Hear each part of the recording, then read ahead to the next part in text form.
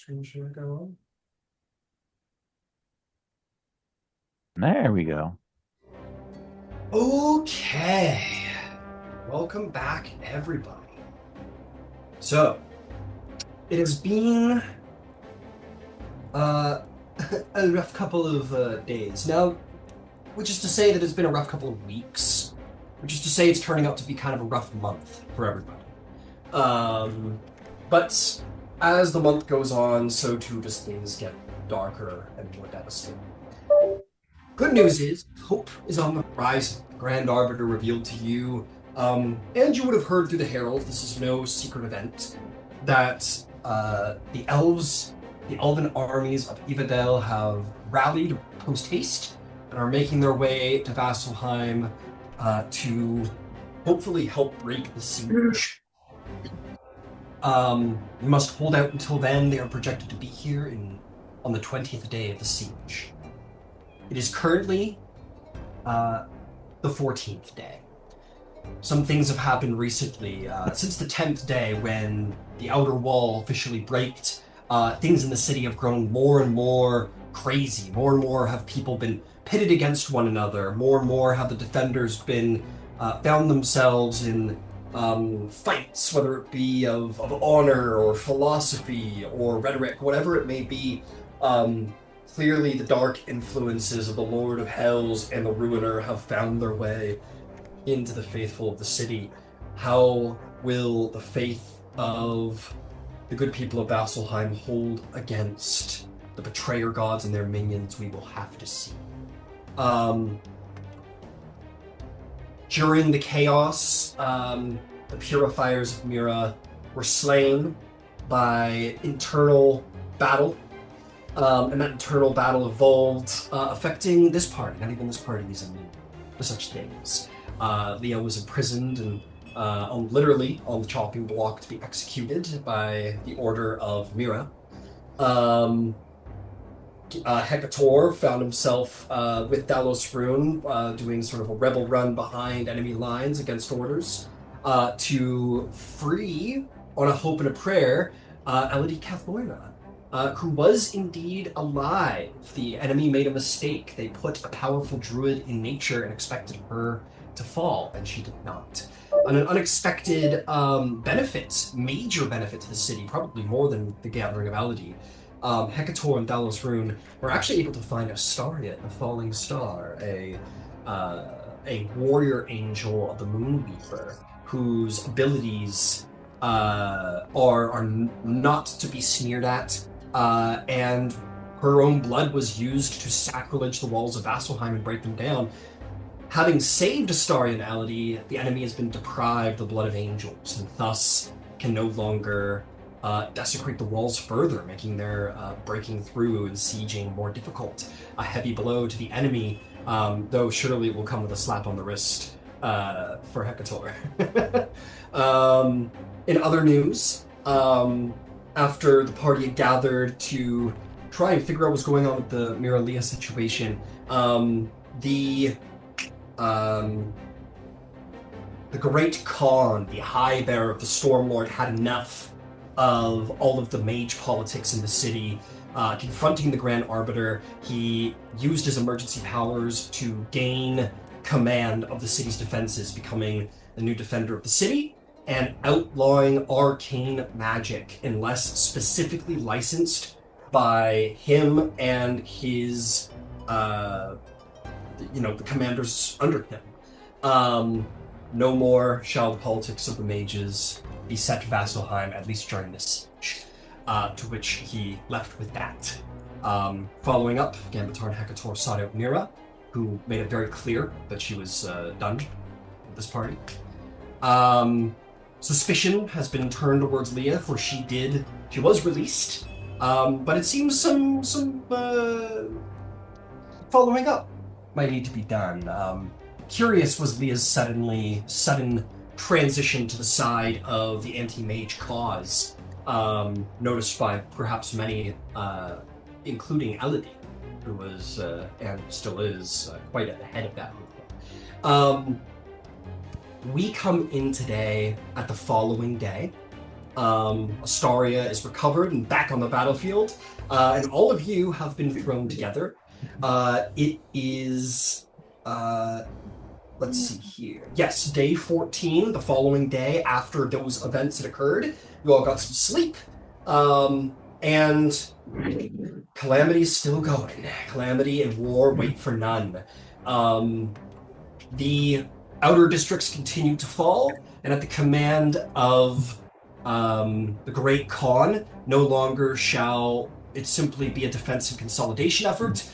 Every effort will be made to harry and waylay the enemy, and thus their inevitable breaking down of the outer district is being stalled. We come in on Gambatar, who is riding hard to make it to the rear guard, which has been penetrated. The wall has been penetrated in a rear attack.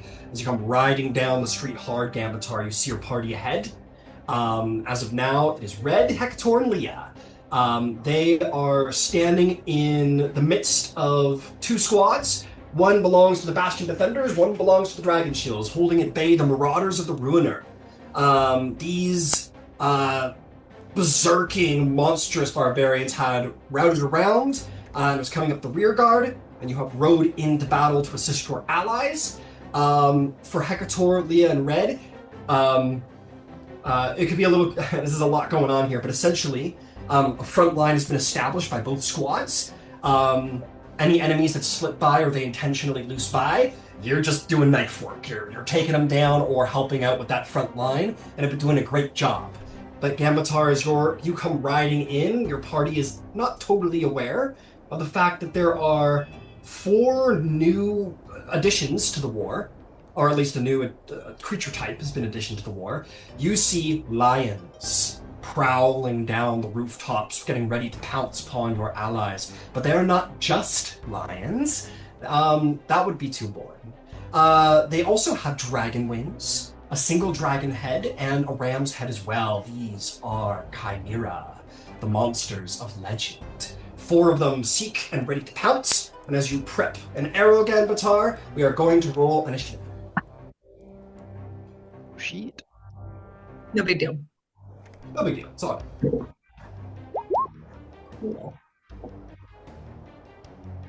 Did I get one of those magic passes by chance? right. Yes. Yes. MVPs were called in first last night, and you were indeed issued a license. There was quite an intense amount of scrutiny, however, but after a very long time at the DMV, you were issued your license. Nice. All right. All right. So let's get the order going. I'm going to say this, entering the combat before I get the initiative. These 2 squads, the Dragon Shields and the Bastion Defenders, are holding the line well. They are not in dismay. They're not in disarray. Things are structurally well. They are led by capable sergeants. These Manticores about to hit your flank are most certainly going to be the priority. There are standard bearers and sergeants who will be easily able to request your aid if things aren't going well on the front line. So turn your attention to where you will, but be aware the front line is stable on both fronts right now. Okay, who rolled a 20 or above? I rolled a 20. Very nice. Fitting for our opening narrative. Who rolled a 15 or above? 19. How'd you do there, Hector? 9. 9, Leah? 6. Yes, Gavatar. I would like to use my alert feat to swap my initiative with Hecator's. Fair enough. We will say Nice. then, maybe perhaps rather than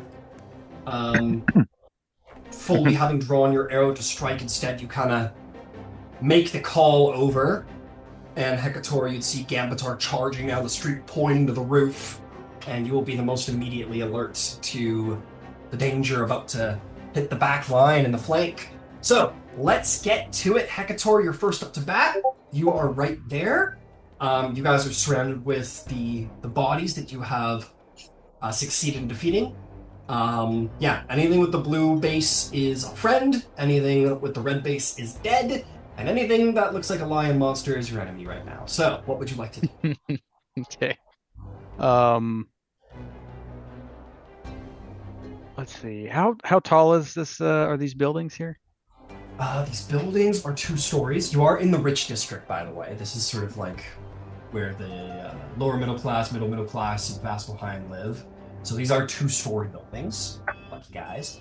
Straight as the bird flies to the roof is about 35 feet. Straight up from the ground level, it is, I would say, about 25 feet to the lip. Okay. I should say. Okay. That'll work. Okay. Hecator will, for the first time since level up, changing his spell, cast the jump spell on himself. We love the jump spell. Hell yeah. You summon the wind around you, preparing to sort of like thrust you into the air. What happens next? He will jump up to the top of one of the buildings, hopefully. Hell yeah. Is there a preference? Let's go to the solo one there. All right. How high can you jump? It's 30 feet. 30 feet. Yeah, you're good. All right. You bound through the air. You take a 5-foot step forward to wind up that jump. Push off of the ground. We're gonna say there's a bit of a Neo effect. The ground kind of spiders and cracks under the weight of your foot.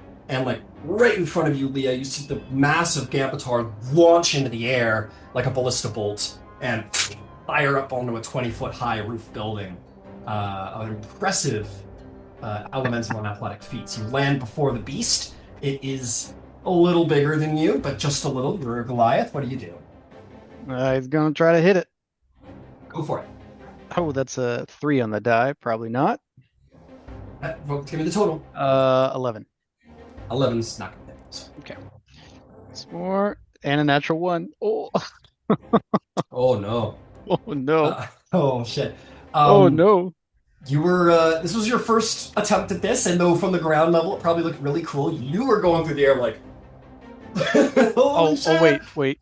Oh, I have a heroic inspiration. I will Yeah, burn yeah. that. I will burn that for hopefully not 2 whiffs. there. Oh, only a 5 on the die. Oh, it's gonna be Give me the rough tonight. total. 13. Just shy. Very shy. Just shy. Very close. But we're not gonna say, it's so easy to think of not hitting as like a total miss. You come in with some good strikes. You come in with the usual pow pow trying to hit a lion, but this is a new kind of creature. We'll say one of your fists hits the ram head like right dead in the center of the forehead, and it just kind of like yells at you as a ram does, and you're like, what the fuck? Just trying to get a handle on this new type of creature. Yep. All right, that's his turn. All right, excellent. Redmond, you similarly, I think, have some vertical skills. What would you like to do? Yeah, I'd like to use those vertical skills. Excellent. Is there a preference where you'd like to head to? I don't think so. I guess whichever one is close. Well, like not the one that Hecator's going after, but whoever the next one is. How's about that one? Yeah. All right, you fly it 35 feet, land on the roof. Creature roars. I I'm swap. going to assume you're already in a rage if you wish to be. You guys I are. was gonna say I'm gonna use my bonus action to rage. Got it. Yep. I'm gonna get my. You can keep your bonus action. I'll assume you're already in a rage. You've been here. Oh, Narratively speaking, you've already been here fighting for a little bit, so you can keep it. rad. Let's see here real quick. I'm gonna stab. Okay. That's fair. Yes, I think I'm going to do that. Here, hold this. Yeah. Just poke him in the eye. Yeah. Leave the sword in there. Right. Okay. No, Hecator. I was just double checking the tooltip for giving other temporary hit points, but Hecator is too far away. So stabbing it is. Do you get to do that off the cuff? Like when you rage? when you're raging. Yeah, I get temporary hit points, and then you won't be able to do it this turn, but like I said, you've already been fighting for a minute, so if you want to pick Hecator or Leah to have given temporary hit points to previously, I'll allow it. okay. Let me do the roll real quick. That's not so good. Okay. Like 6 I can do it. I'll give it to Hecator, and it's six All right, temporary. 6 temp to Hector. Oh yeah. And same goes for you, Hecator. You have an elemental attunement. If you would have been using that or like to have been using that, like, go right ahead. Okay, go ahead. All right. Sorry. Stabbing time. Stabbing pending. Stabbing incoming. 19 to hit. That will most certainly hit. Also damage. Yes, max damage. 11, 12, 13, 14 points of slashing damage. Very nice. 14. Beauty. And then one more for good luck. That's going to be a dirty 20 to hit. Dirty 20. Definitely hits. Roll some damage. Nice. Okay. And then 5, 6, 7, 8, 9, 11 points of slashing damage. Beautiful. 11 slashing damage. Excellent. Excellent. Yeah. And I think that's it. I think. Oh, and then they'll be under the sap condition for their next turn. Got it. That's disadvantage on the next attack, right? That's right. Uh-huh. Got it. Got it over here. Excellent. I'm going to give them a striking color, so they're going to be pink, so I really, really remember. Well, actually, it's their turn, so we're going to make life real easy on me. Okay, you slash and stab at it, and the swinging of the blade sort of pushes it back, and it roars at you angrily. It is going to make some attacks against you, Redmond. We are going to... It's going to start by trying to slam its ram head into you at disadvantage, because sap. The ram head is at disadvantage going to be a 16. I don't believe that hits. Shield comes up.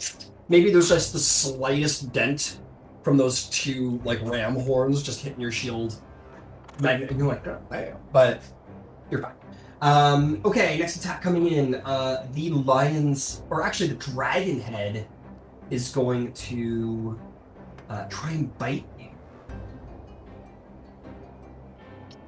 That one's only going to be a 12. Masterful defense from Red. And lastly is going to be a claw attack as the lion is going to swipe with its front claw at you. That one is a natural 20. Do I have a reaction right now or not You yet? do have a reaction. I do. Can I silvery barbs that? Oh, why not? Why not? I love Tasha's culture of everything. It's such a great book. Such a great read. Okay, instead it misses. Love it. All right, who would you like to give your advantage to, Leah? I'll give it to Gambatar coming up. Got it. So Red, your shield comes up, bang! The ram slams into it. We'll say the dragon head like bites the side of your shield. We're kind of like fighting with it to get your shield back. And then this claw's coming up sideways. Leah, you see it coming and you know it's gonna hurt. Why don't you flavor your silvery barbs for me? Is it a protective shield? Is it say something?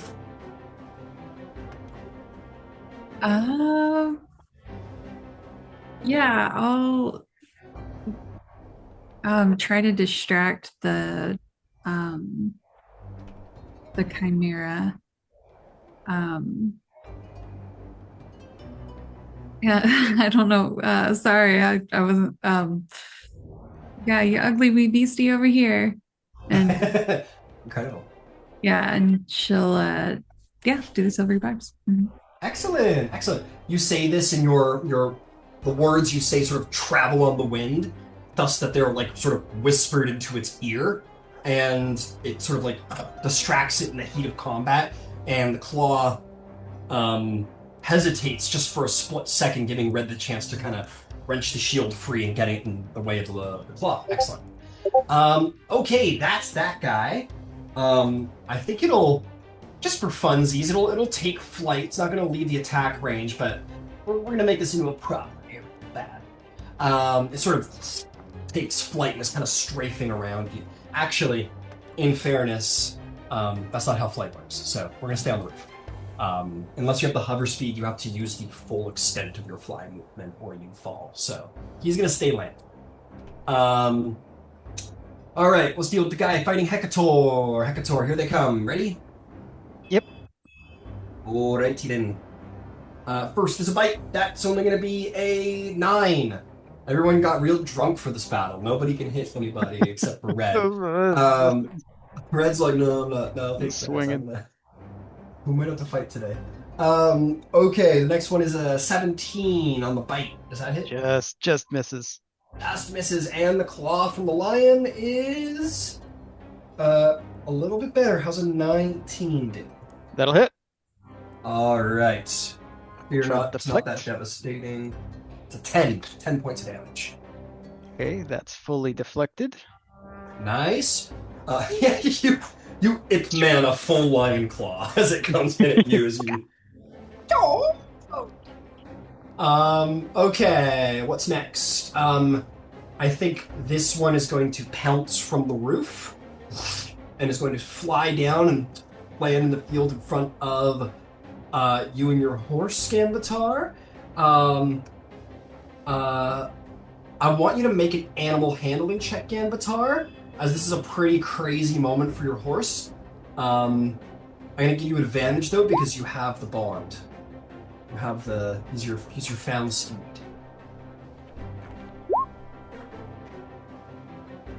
Would be a 20. Very Yeah, 20. no problem at all. This is a war horse and it gallantly continues to race down its enemy, but it is going to take some attacks. The first thing is the dragon's going to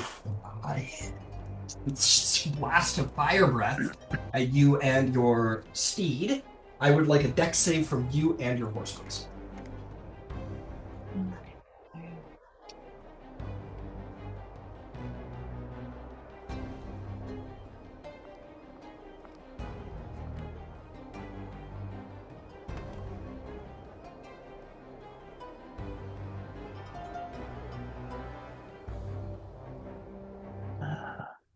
Why do you do that to me? Stupid thing. 9 and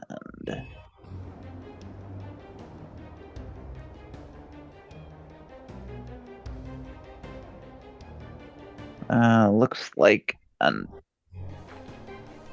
11 for the mount and a 21 for me.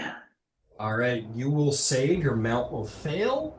That's going to be 28 damage to the mount and 14 damage to you, sir. Yeah, mount's dead. All right, the fire consumes your horse. Does not kill it, but banishes it essentially. The fire consumes it and spiritually, almost ethereally, it vanishes. Falling from your horse, I believe you can spend a reaction to use half your speed to land on your feet. I think that's how it works. I'll give it a double check. So you can land on your feet if you so choose. Yeah. All right. Then the creature is going to use its ram head against you. Make an attack roll.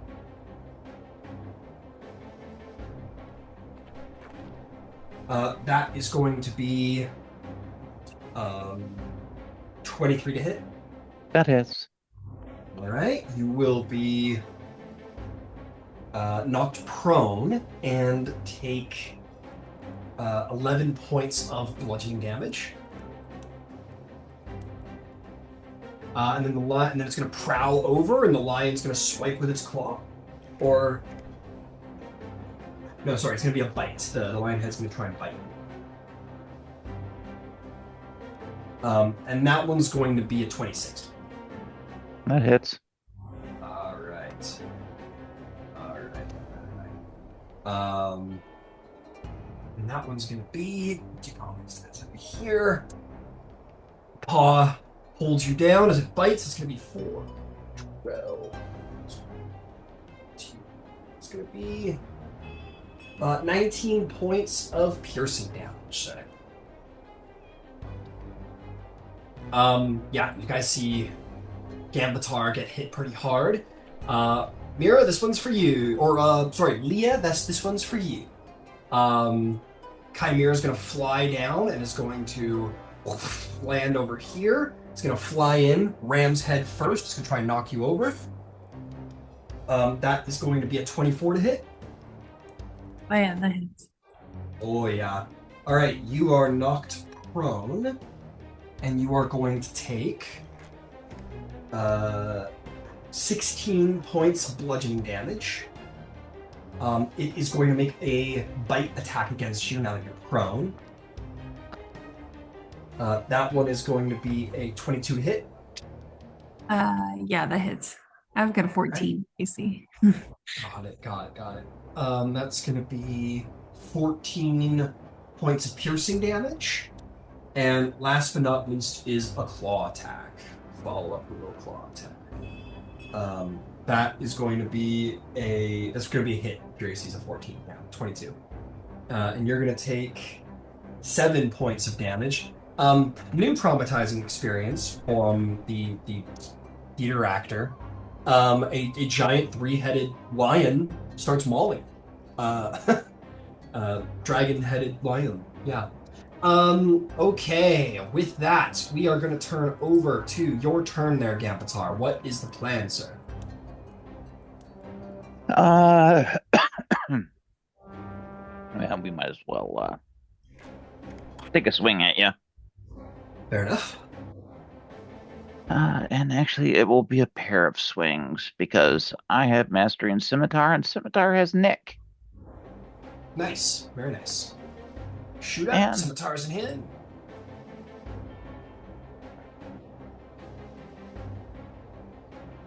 hand. AC 26. Hey, that'll hit just fine. Okay. That's 1, 2, 3, 4. Die 6 and die 6 for the weapon.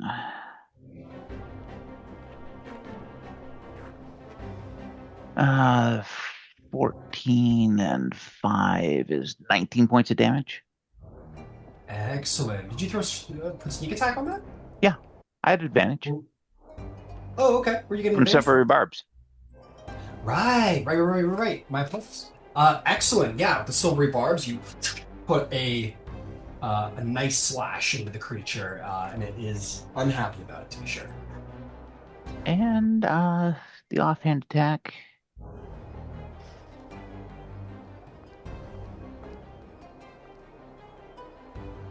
That's probably AC 15. AC 15 does hit. Go ahead and roll damage. Oh, why does it do that? I hate that. For another whopping 6 points of damage. All right, it all counts. 6 points of damage. And as a bonus action, I'm going to opt to disengage and move forward. Fair enough. You had 30 feet. You stood up. 15 feet will take you 5, 10, 15 in this direction. Hang on. 5, 10, 15. You won't need to disengage. You're going to run out of movement before then. This is a large creature. You'll remain in space. You could risk the opportunity and dash if you wanted.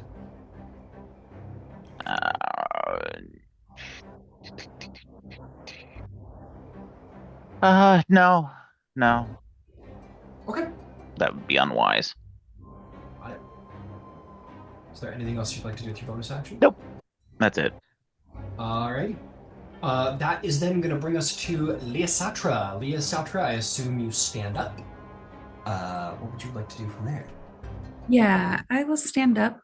Is that other chimera within 30 feet of me? This guy here, No, the one by Gambatar. the one on the roof. Yes.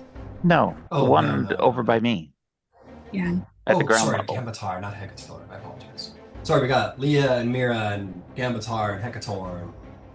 Soon we're gonna have like Fred and Red. It's gonna be, I don't know. No, not within 30 feet, but I think you could 5, 10 over to here. Yeah, if you take 10 feet and move to here, then yes, the answer is yes.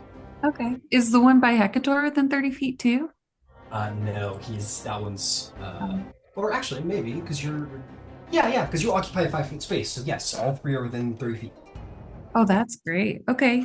So we'll do a third level. Well, the one right in front of me, I want to use a bardic inspiration to give a negative D8 to its saving throw. The one in front of me. Okay, and that's a feature you have? Yeah, it's called like unsettling words or something like that. Right. What? Sorry, one more time. That's a D8, a minus D8? A minus D8 to the save. Okay. Yeah. And I'll cast Tasha's Hideous Laughter on the three of them. Ooh, that's not very nice. Okay, wisdom saving throw, yeah?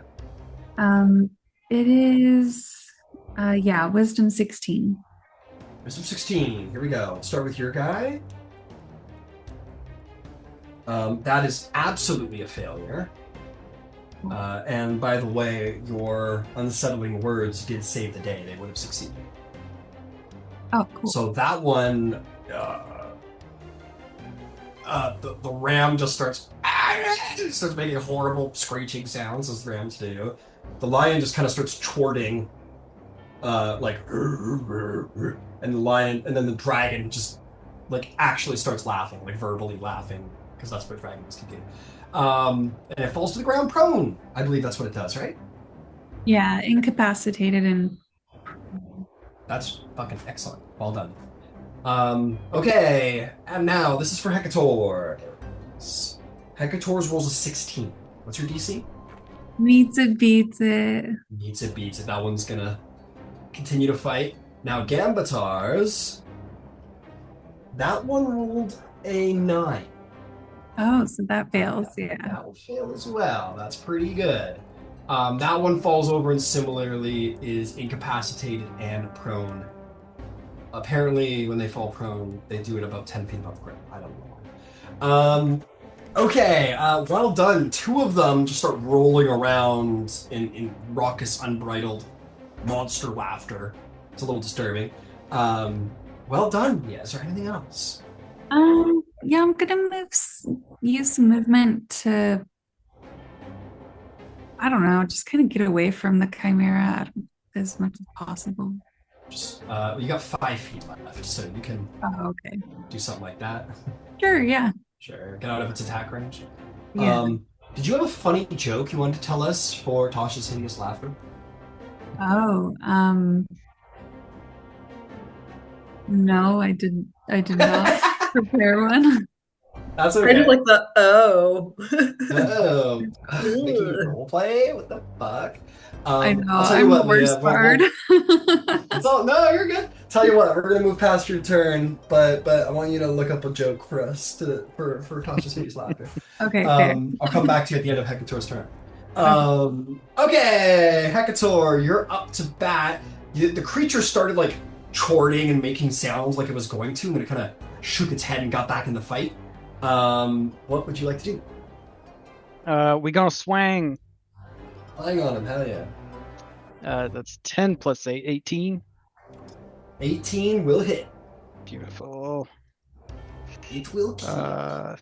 8 will kill. 12 points of damage from that attack. Beauty. And I will try to Excellent. grapple. Pretty good. 25. 25. 25 to hit? To grapple. Oh, to grapple. My apologies. Yep. Sorry, I just for a second there. Yeah, easily. Yeah, there's no chance. You, with your Goliath strength, you like grab it, the dragon by the throat, and it's grappled. Nice. I will try to hit him again. Hell yeah, take 15, advantage. 15 plus, yeah, that's 23. Yeah. And I'll throw a charge into this damage here. So that's very nice, very nice. 8 plus 4, 12 plus 5, 17 points of damage. 17 points of damage. Beautiful. And All right, now he's coming in. He comes in the second round. Here we go. The drunk swings are out. Here we go. Yeah, Um, sobered up. So he's still got the jump spell active. Can I jump straight up in the air, grappling this chimera, and my land God. on top of the other one? Yes, yes, yes, 1,000 times yes. Okay, yeah. Watch I out, think watch out. he's just got the ram horns. Just Take it, yeah, just fucking. I don't know any of my WWE moves, but this gives first the tower and now this. Oh, I love it. Okay, here's what we're gonna do. You are absolutely gonna be able to drag it off the roof and slam it into the ground. Undone. Mhm. The question is, are you gonna be able are you gonna be able to aim this fucking thing Yeah. at its enemy? Because it's got wings and it's got some ability to steer a little bit and it's fighting you. You've got it grappled. I'm going to call this an improvised weapon attack. Okay. So I want you to make me, because you're a monk, allow you to use either. Are you a tavern brawler? No, not No. Tavern Bro. So then just make me a flat dex or strength check, your choice. Okay. And this is against the thing I've got grappled, so advantage or no? Yeah, I'll give you advantage because he's prone. So yeah. Ooh, nice. That's 17 on the die plus dex 22. Yeah. Yes. You got it. Okay. Damn. This is great. All right. You like got it. You like look behind you and you just do like a back jump, like throw your body back and just boom, slam him onto the ground. Okay. I'll tell you what. So there's going to be the basic 20-foot fall, or sorry, 30-foot fall. So it's going to get the 3d6 no matter what, both of them. Because you have actively aimed an attack with it, I'll allow you to consider this like an unarmed strike against both of them on top of it. So roll me, I think these days it's a d4 plus strength or dexterity, your choice. For an unarmed strike? Yeah, this For is a for an monk unarmed improvised weapon strike. Yeah. Oh, okay. Gotcha. I D4, think I've got that right. 2 plus 5, 7. Set. Okay, so it's going to be, and then roll me 3d6 on top, because that's for the fall. Okie dokie.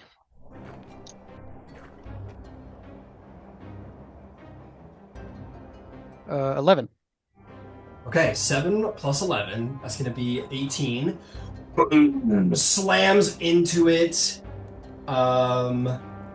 18 damage to both creatures. That guy's absolutely prone. This guy's laughing. He finds it very funny, apparently. Now, I would like you, sir, to make me an acrobatics or athletics check to land on your feet. The DC is 30. You just did a 30-foot jump. Up the fucking roof. I don't know if I can hit that. Yeah, Okay. I don't think I can. Then you're more than welcome to use your reaction to try and negate damage instead. I think you can do that, right? Yeah, I can do slow fall. Yeah, you're more than welcome to do that. Yeah, I'll burn the reaction for it. And we rolled 11 on the fall damage, so just negate 11. Yep. And you're good. You land on your feet. Monk shit. Yeah. Monk shit. You guys see Gambatar fully like Hercules, like wrestling this like ram's head. The lion's getting ready to slash him, then he just here comes, and comes flying 30 feet off the side of the building. Time slows down as one chimera sandwiches into the other chimera. The dust flies up into the air, and Hecator is standing heroically on top of both of them. They're still alive, though. Is there anything else you'd like to do with your turn? Bonus action. Flurry of blows. All right, they're both prone. 18 plus 8, 26. And then 13, so 21. So a 26 and a 21 to hit. Both hit. Okay, I'll go for the more damaged chimera. All right. So that's 10 plus 5 times 2, 30 points of damage total. Okay. Got it. My keyboard is not working. Hang on. Sorry, how much damage was that? 30 total. Damn, man. 30 total. Okay, that guy is bloodied. Excellent work. Excellent work. Is there anything else? That'll be it. Just kind of stand ready. Take an inspiration. We love some creative combat. Well done. Amazing. Okay. I need to hear that joke, Leosatra. Yeah, Gambitar helped me out with one. So, what do you call a magic user who is great at making gravy? A The Chimera goes, saucer. a saucer? A saucer. Yeah. A saucer. You don't like my joke? I Oh, love your joke. I love your joke. I liked it. Well done. Well done. Yeah, the one on the roof is like, whatever. And Hecator's like, how dare you? And fucking body slams him 2 stories. And the other two think it's fucking hilarious. Incredible. Incredible. Alrighty then. That's going to bring us to Redmond. Redmond, you're up to bat. And by the way, the lines are still holding strong. I've been doing rolls back here. Both good guy lines are holding strong against the enemies and taking down bad guys. Go ahead, Red. All right, I'm gonna keep. I'm still in melee range, right? Oh, guess he came back onto the roof, right? He's not floating out there. Yeah, he's on the roof. Yeah. All right, I'm gonna try and stab again. Honestly, it's what I do. Got it. And that's gonna be a 19 to hit. A 19 will hit. Yeah, and I'm gonna use my amulet of incineration because I don't like whatever's happening here with the heads. And so we're gonna get some fire damage going on that first because ew.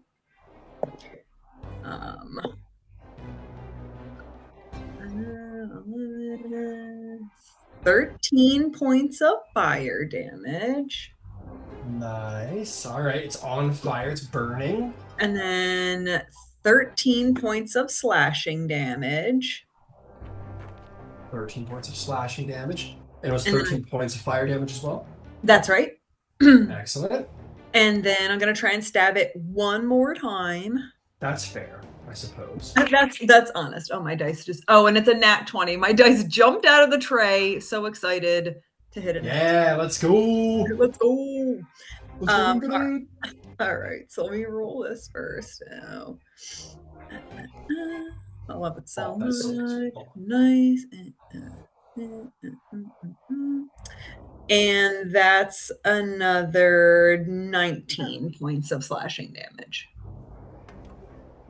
19 points of slashing damage. Understood. Impressive amount of damage. Your enemy is most certainly bloodied. Yep. Okay. Yeah, that's about it. That's what I do. I'll stab. All right. Easy what I do. Alrighty then. That will bring us back to Mythical Monsters Chimeras. Leah, they roll their save at the end of their turns.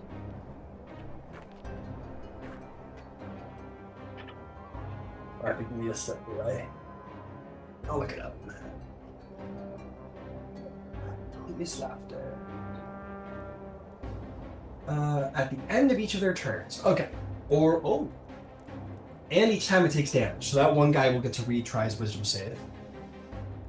And will fail. So that guy's going to remain hideously laughing.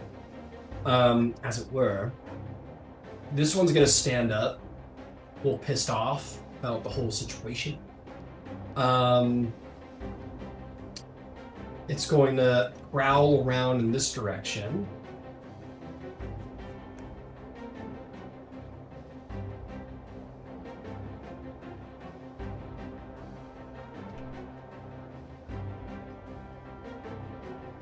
Oh man, you guys are standing too far apart for me to blast you with fire.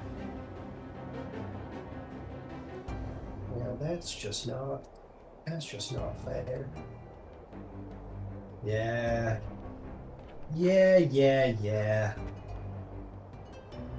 We're gonna do it anyway, though. It's gonna prowl around over here, Gambitar. Because his allies I don't think I've ever said that. I'm not going to start changing rules in the middle of the game. He'll take the flank. He'll happily move into a nice little flank. So he was prone here. 5, 10 gets him right there. Yeah, he is going to take a series of attacks against you, Hector. All right. Does he provide a flank if he's rolling on the ground in laughter? I've never said it doesn't. I don't think I've ever heard of anything like that. And despite the fact they're incapacitated, they still could potentially not be incapacitated in a second. So I think they still count, but I'm going to double check. My keyboard is actually fun.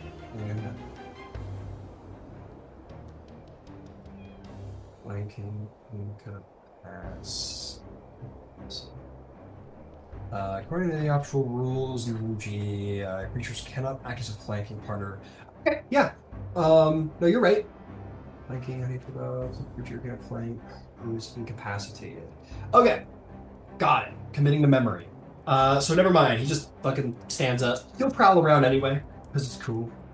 And he will attack you a couple times, starting with the ram head. It's gonna be a 9. That's gonna miss. Claw attack. That's gonna be a 9. They shouldn't have drank before this. That's gonna be a 16 to hit on the bite. That'll miss. That'll miss. I've been there, Chimera. Pats him on the head. Looks very sad about it. Try, man. Have you thought about your life choices? You want to go home and rethink your life. Okay, Red, I've got great news. They all miss because you are Nick and you like your AC high. It's so fun. So good. So good. My bones are hollow, okay? I had to do what I could. My bones are hollow, so I'm going to coat my skin in metal. Fair enough. Excuse me, it's bark? That's right. Bark. Right. How silly of me. Yeah, I don't know what I was like. Okay, Ganbatar, my friend. Oh, before we take your turn, I need to see if these guys are done laughing. Because it's the end of their turn. Both will continue to laugh. They are incapacitated still. What's the plan, Gambatar? Well, I'm going to move away from this laughing idiot because Fair enough. I like not being next to him. I'll Fair. approach the one that's not laughing. Do something like this. Yeah. All right. You'll need to use a bonus action dash, but you can hit the flank if you want. Yeah. I don't have anything else to use the bonus action for, so. Okay. All right. Dash. That costs you. We're gonna call it 35 feet. So you have 25 left. You are flanking with Hecator. Go right ahead. In that case. AC 18. AC 18. That hits. Go ahead and roll damage. Awesome. You got sneak attack. Yeah.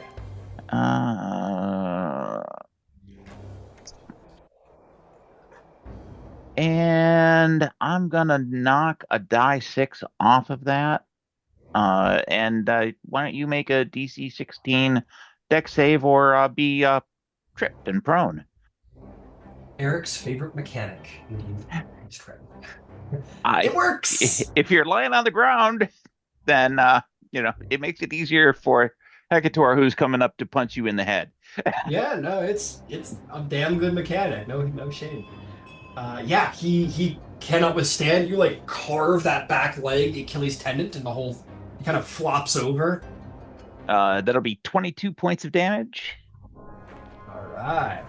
Excellent. And he's hurt. I got a perfectly good nick attack that I'm also going to take. Yeah.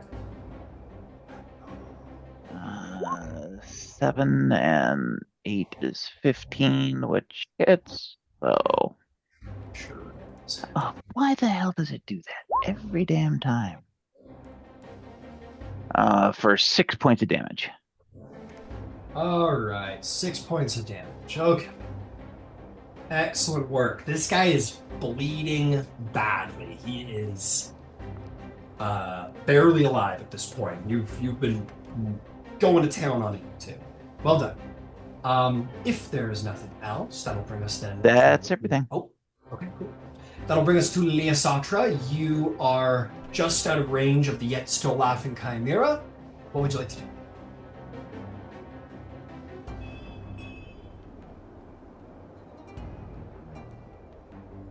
Leosatra?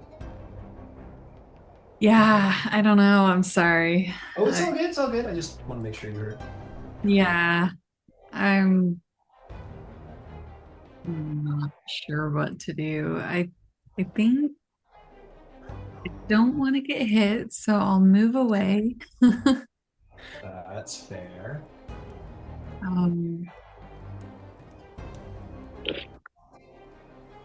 And Yeah. I'll bonus action healing word at 3rd level. Is Gambitar close enough? He certainly is. He's only like 15. Well, you can cast that before you move away, wherever you want to move. Yeah, I'm gonna try to heal Gambitar.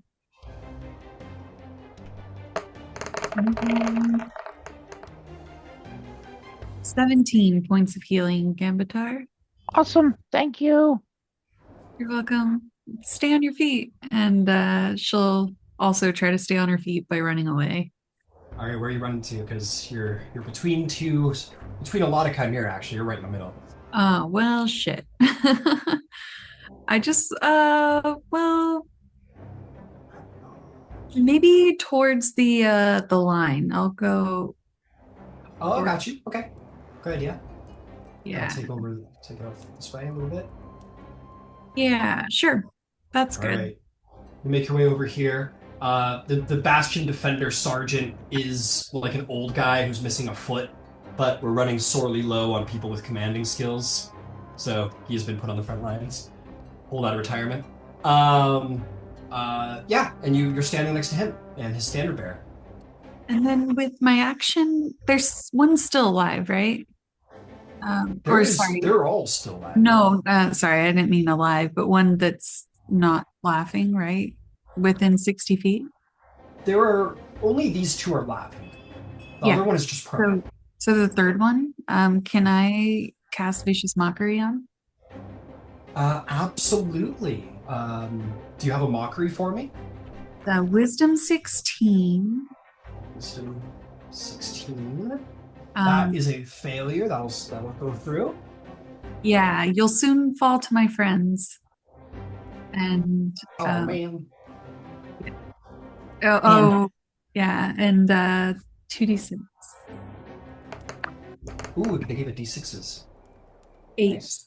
8 points of damage. Excellent. 8 points of damage. You're wrong, actually, because it falls to you.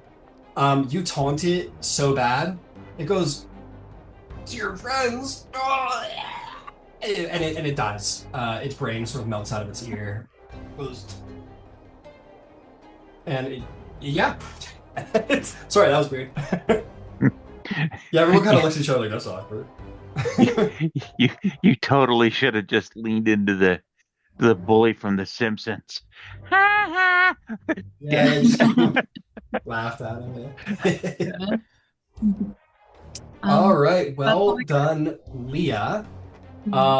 Okay, as usual, fashionably late. But nonetheless, entering the battle, Zavrael, you have come to the party side to help them. The northwestern most district of the outer district is fallen, and the forces of Vasselheim are doing all they can to make it as stubborn a retreat as possible, or as a stubborn a loss as possible. Your friends right now, along with a number of soldiers, are sort of holding the line, but you fly in to try and help out the party. You guys see the wings of Zavrael sort of peer over the side of the building. As you, Zavrael, come with good word that a coordinated cavalry strike is on the way. What do you do? Well, I reckon I'll fly to the nearest enemy Okay. that I can get to in 30 feet. Excellent, excellent. I'll tell you what, we'll do some fancy shit. There's a special rule that says you can fall and catch yourself in flight, so long as you use your reaction half your speed. It's only 5 feet, so I'm just gonna let her fly. You kind of crest the side of the building, kind of fold your wings and dive, and then just kind of loose your wings free above your head to do like a full free fall. And just as you're about to hit the ground, the wings come down to sort of kind of catch you before you hit the ground. You land on the ground. Hecator, he's late, but he's here. You turn around to see Zevrael has arrived with the turning of the tide on the second day. And you may go ahead and take some attacks if you wish. Beautiful. Yeah, I'll strike with the Gladius Lucis. Dude. We flanking. Yep, you're flanking and all that. Oh, perfect. Natural 20. Of course. It never fails. Would it be... This guy just rolls up in here. You think you can just roll up in here and roll natural 20s? Apparently. I will be smiting on this one. Oh yeah, all right. Okay. That's fair. So the 2d6 plus 3, that's already going to be max, so 15, and then I'll roll an additional 2d6. So that'll be 24. Alright, just give me the grand total in the end. Gotcha. Who was that little frog guy? That was a cute little frog guy with an axe you passed there. This guy? No, there was another one. But yeah, that guy too. Oh yeah. That one, yeah. Yay! Yeah. My silly little guy. Look, Banana Knight. Sorry, go ahead. Backup character inspo. Honestly, if I'm ever just looking for new Vasselheim hero inspiration, I just go down the knight list. For Divine Smite, are the 2d8 maxed, and then I roll those again as well? Yeah, all dice take the max as well as the roll. Got it. So plus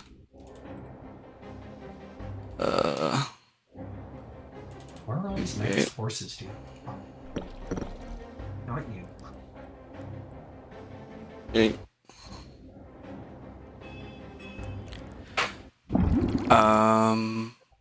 Okay.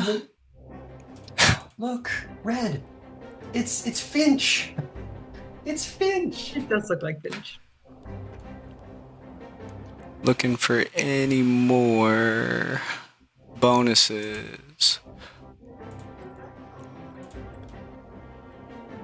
Oh, an additional D8 from the sword.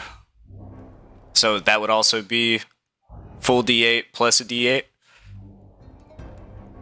Yep, for all dice. Got it. This is gonna hurt. Yeah. 1 million damage. 1 billion damage. Okay. And then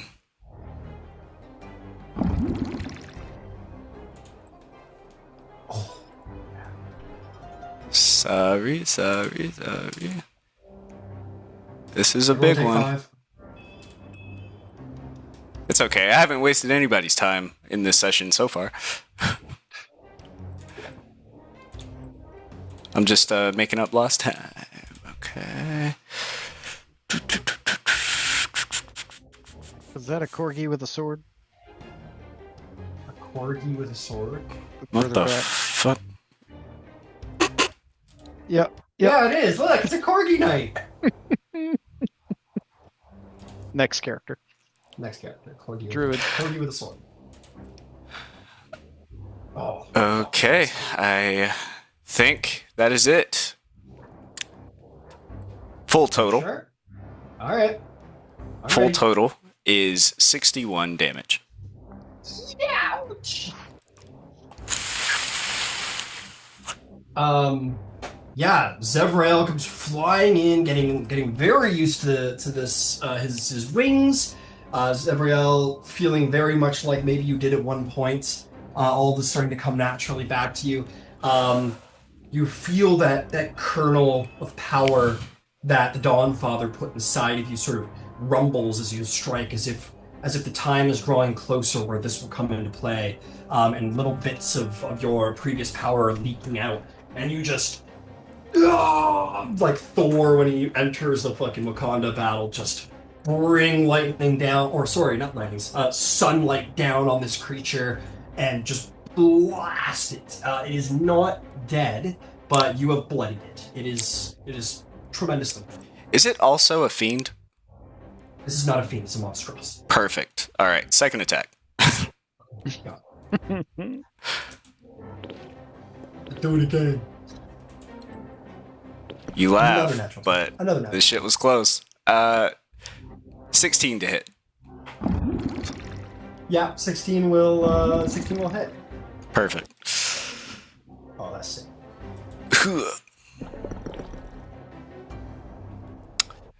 That will be an additional 11 damage. Additional 11 damage. Okay, well done.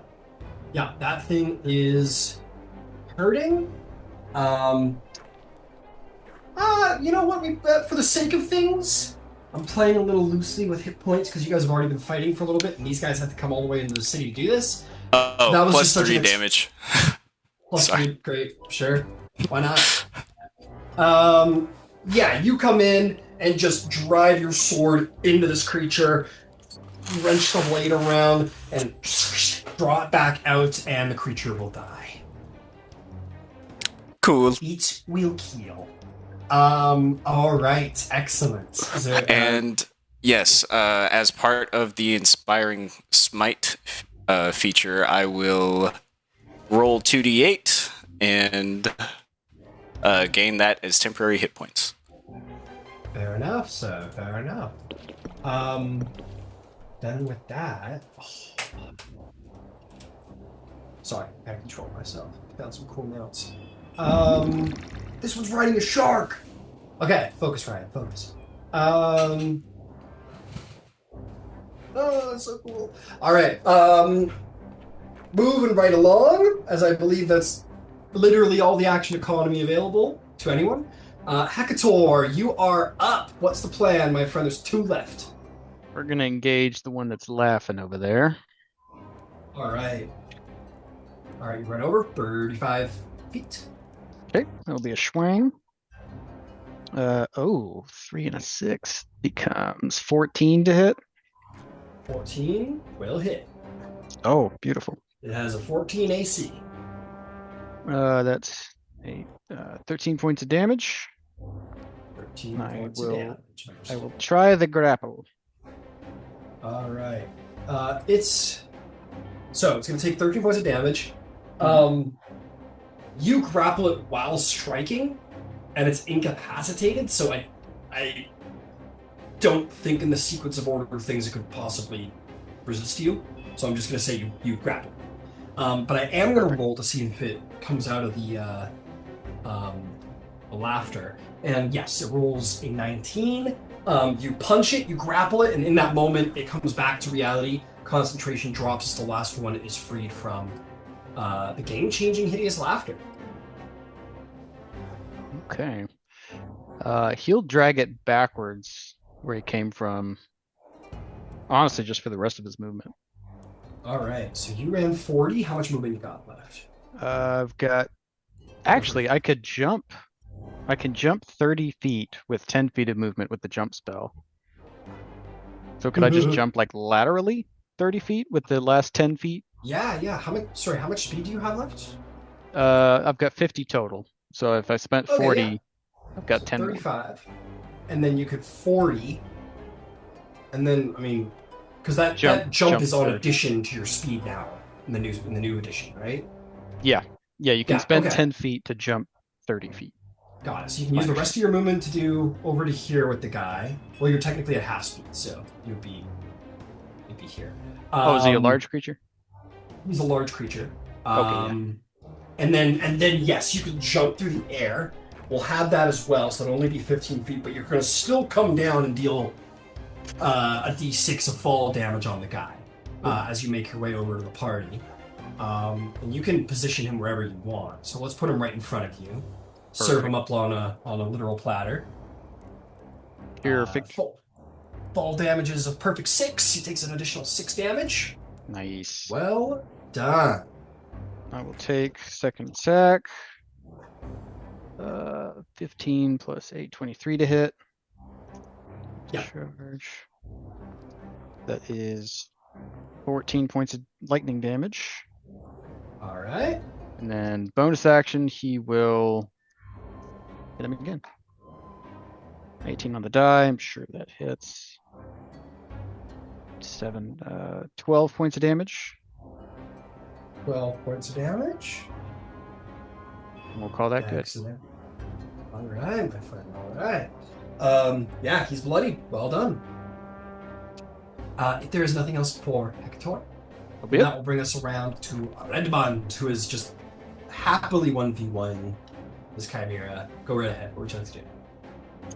So I don't have really anything cool yet. Well, first of all, they're going to keep burning, so that sucks for them.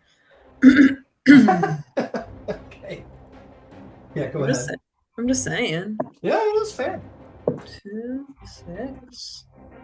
And that's another 8 points of fire damage. Love it. Right? And then I'm just gonna keep stabbing away, honestly. Yeah, go for it. Do you go for it? That is 19 to hit. Absolutely. Red. That's 13 points of slashing damage. Beauty, 13. It's hurting bad. One more. 22 to hit. That will hit. How would you like to slay the Chimera? Ooh. It's on fire. What happens? I think as I swing my sword, I just want to because I'm not gonna know which head I want to cut because it's got 3 of them. It's weird. I'm just gonna try and stab it in the chest, right here, shish kebab, right through. Fair enough. We'll see that you take this side swipe that kind of pushes one of the heads aside as it retracts from the slice and leaves a nice opening between the lion and ram head, and you just reverse wield that sword, just plunge it deep into its belly. It roars in anguish, falls limp, slides off the side of the roof around you, and boom into the street below, cracking the cobblestone underneath it. Another one bites the dust. Does it land on anyone? Unfortunately. we'll say that I'll tell you what, we'll say that it impales itself on the street lamp. Nice. It falls into the street lamp, just goes right through the middle of it, and it's just Rad. So I'm gonna the Lamplighters Guild goes, oh man, this is gonna be terrible.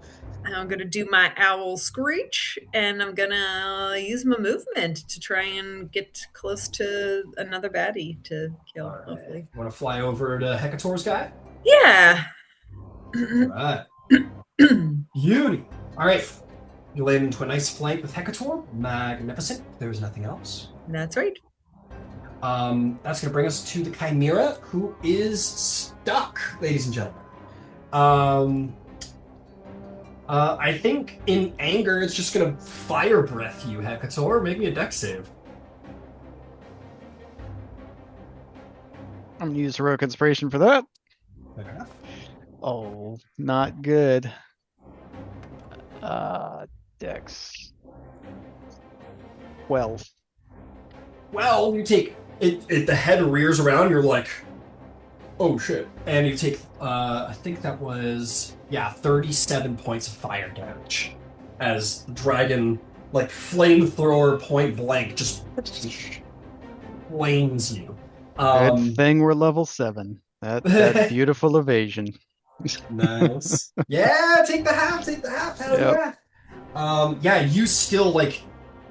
Perhaps to your delight, your body reacts before you even really register what's going on. You see the dragon head and the fire in the maw, and you kind of like you in your head. You don't freeze, but you before you've even really taken into consideration what you should do about it, your body already lurches back, and it only takes a scathing blow, and you're like, okay, yeah, we got some natural coordination going on. It's nice. Well, muscle memory. Now it's going to attack you at disadvantage with its remaining strikes. It's going to try and ram you. At disadvantage, that's still going to be a 22. Yeah, that would hit. All right, you've got a grapple, but you're knocked prone next to it. So you two are like wrestling prone a little bit. And then it's going to try and take a bite attack against you now that you're prone. This will be a straight bite. It's not as effective doing this because it's prone and you're prone and it doesn't have its like paw on top of you. That's still going to be a 21 to hit, however. That'll hit. It's only going to be like a grazing bite. He doesn't get both of his fangs into you, only the one. That's going to be 13 points of piercing damage. You will deflect all of it. Hell yeah! Yeah, you've got it's grab like it the by the ram by the face. horns, and you just grab it like Herculean, like maybe like fish hook it and like hold it back a little bit and negate it. Incredible. Gambatar, Hecator is in quite the situation, wrestling with this chimera on the ground. What do you do? We're gonna stab it while it's on the ground because that seems like the right thing to do. That's fair. That's fair. With scimitars in hand, in the most Drizdoran fashion, jump on top of it and just start razor wind fucking slashing at it. You have advantage. AC 26 will definitely hit. He's already prone, so you can have the entire 4d6. Yep. And I believe this is the one who initially got your horse. 23 and 5 is 28 points of damage. Magnificent. It is tremendously hurt. You got one more strike for me? Yep. Because right. I got a perfectly good nick. Go for it. AC 18. That will hit. How would you like to slay the chimera? It's got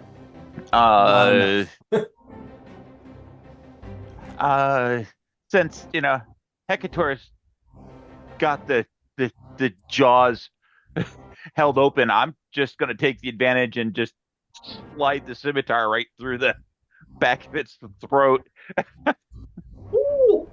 In an excellent precision move, Hecator, you're like holding the mouth of the lion open. You've got the ram's head. You've got it like fish hooked to the side. This blade just like whizzes over your head and just like that just carves deep into it, and like pulling and slashing, and the lion's head just kind of like doesn't fully fall off from the spine, but like just goes completely slack over its bottom jaw and kind of hangs. Blood just geysers and gushes out of its mouth, and then it goes limp.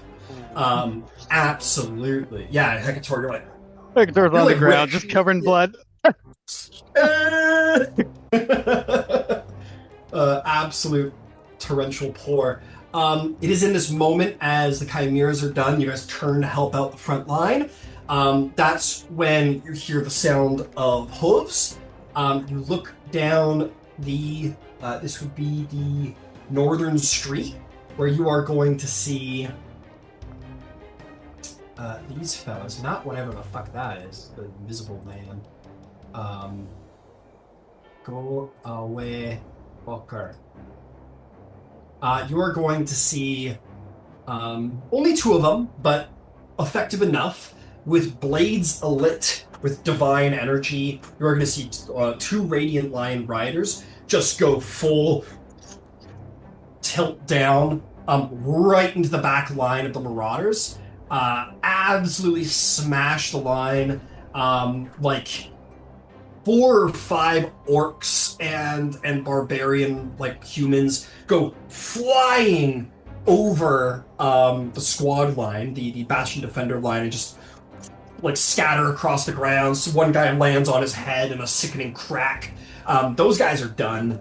About 6 more of them got mowed down in the cavalry charge. The troll that was assaulting the front line has fallen over, and a number of them just like get on top and just start like beating at it.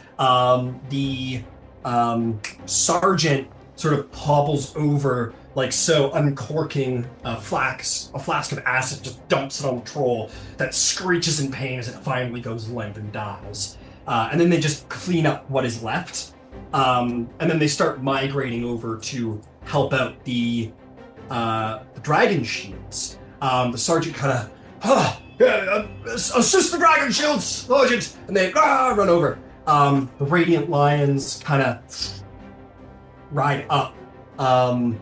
They say, Lord Zevrael, the Great Khan has ordered a retreat back to the middle wall.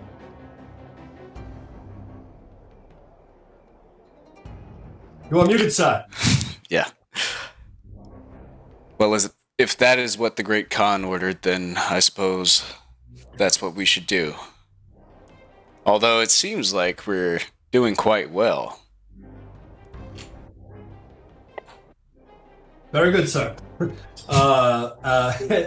And he will nod. He'll look over to the sergeants of the Dragon Shields and the Bastion Defenders who kind of nod at the order and your confirmation of it.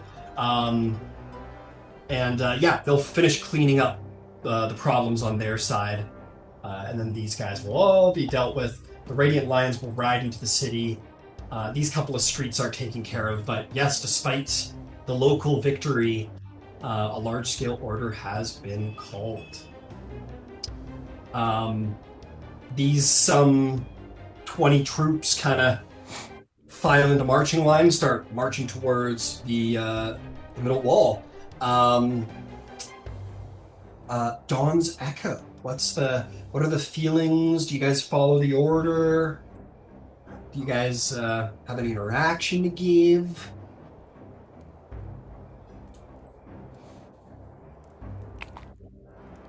We should fall back. I almost didn't survive that attack. And if you look at Leah, she got like mauled by the Chimera. Black Shet, as he says, covered in blood. Yeah, the discretion is a better part of valor. To the middle wall, then.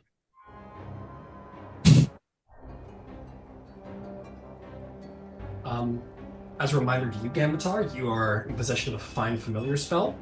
It has been quite a while, so if you wish, you could resummon your steed at this point. I would imagine that's got to. It takes like an hour to cast, doesn't it? I think they might have pretty changed sure. it in recent spells, but I could be wrong. I know. Yeah, it's easy enough to look up. Yeah, Wouldn't it be a ritual? Or can you cast rituals? No, this just the Casting standard time spell. is 1 hour. Oh, okay, my bad. It's okay. Okay, you guys grab your stuff and the 5 of you kind of start heading towards the middle wall, where you are followed by the Dragon Shields and the Bastion Defenders. Some are very happy to be off the front line. The fighting has been hard and long today, and some have lost friends. Others, especially the Dragon Shields, look fired up and like they don't necessarily want to fall back, but we'll follow orders. A short march later, maybe like 2 blocks later, maybe there's some very basic skirmishes that are like one of the basic soldiers over here could just fucking go over and club this like imp on the side of the road or whatever. You guys make your way back to the gate where you guys fall in. You make your way through the gate, and you hear, second to last group through, awaiting the cavalry's return. You guys kind of make your way through the gate. Maybe trying to get some of the blood off of yourself, and the sergeants that you just fought with kind of give each of you like a nod of respect, a beat of the chest, what have you, or a symbol of their god across their chest, with respect and thanks for the good fighting you all did together. And shortly thereafter, the Tempest Vanguard, the personal order of warriors under the Khan's command, come riding with great speed towards the wall, towards the gate.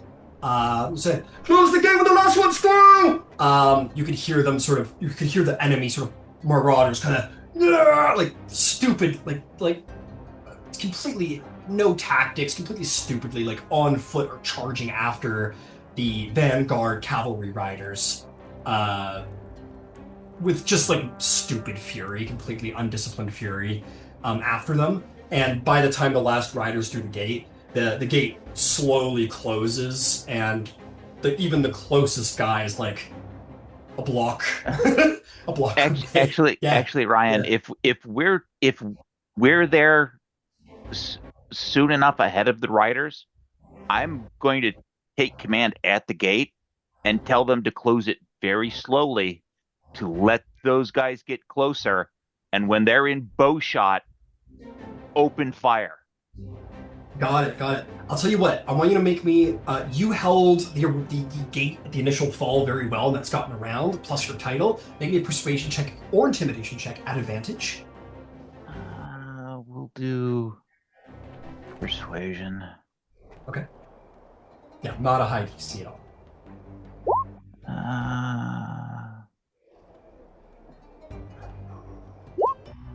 17. Yeah. You like hear the orders being given out, and you make your way over 21. to some. Sorry. No, you're It good. was 17 on the die plus 4. I just can't do No, math. you're totally good. You're totally good. You see some like crossbowmen of the Bastion defenders, and you kind of like go over to that squad and kind of, with me, and you guys make your way up to the wall, and you tell the commander to do this, and the commander of the gate, the Castellan, I guess he would be called. He's like, yeah, absolutely. And they slowly close the gate. You fire a volley. You take out like 10 to 20 guys in a 2 volley set. By after those 2 volleys, like the rest, a lot of them get the sense to like fall into the back streets. But there's still like these 3 guys who think they're gonna take Vasselheim by themselves, who like run through the closing gate, and you just like look off the side and see like a couple of the defenders with like maces just fucking ready. They go charging through and just get fucking folded over. Completely no effort whatsoever on the good guy's side. And the gate closes. That district has been roped off. Yeah, that's true. Hey, they got the headband of intellect. That's their only hope. With that, the initial conflict is done. You guys feel the adrenaline kind of leaving yourselves. You have succeeded, and have returned back to the kind of forlorn middle interior. It is both a place of great hope, and also a place of great desperation. People, you immediately hear captains giving orders from the various guards. Dragon shields, report to the Bastion, or report to the Platinum Sanctuary, to regroup and refit and prepare for another encounter. Bastion defenders who know your patrols, return to your captains. Orders are all given out. Nobody gives you guys orders. You guys are a very sort of specialized team of elite units, essentially, and you pretty much answer to the High Bearers at this point. High Bearers, or maybe High Priests, kind of, not really. So with that, This encounter has been technically a successful fallback. It's hard for it to feel like a victory, but alas, it is technically. What would all of you like to do in the aftermath of this fallback? The only remaining district of the outer district that remains unclaimed is part of the northeastern district, the Wild Mother's Grove, and that is solely due to Akide, because of the great force of spiritual natural power Akide possesses. Um, the enemy has not yet encroached upon the grove yet, but tick tick tick tick tick.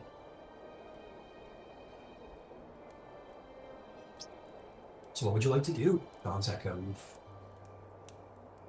It's about mid-afternoon. You've succeeded in your encounter. What's the plan? What's the status of everyone? Party members? Yeah. Got it. Single digits. For HP. Yeah, I'm hurt.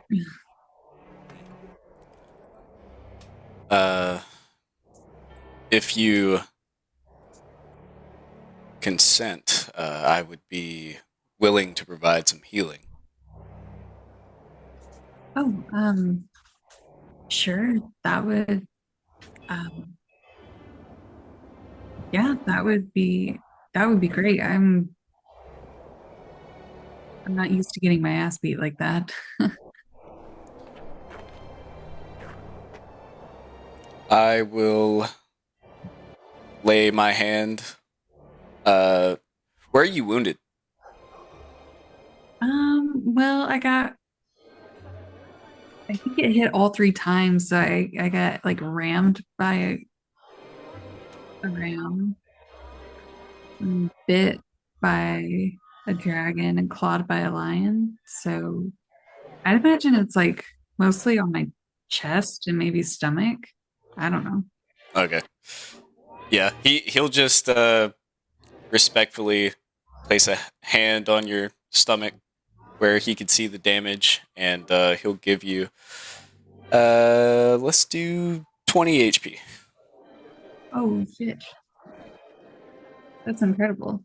And she'll say as much. Wow, Sevriel, thank you. That was incredible. You're quite powerful. That hit in the battle, I saw it. It was well, when you killed it in one go. That was impressive. Well, when you arrive late to help your companions, the least you can do is try to make it easier for them. Well, we're lucky to have you.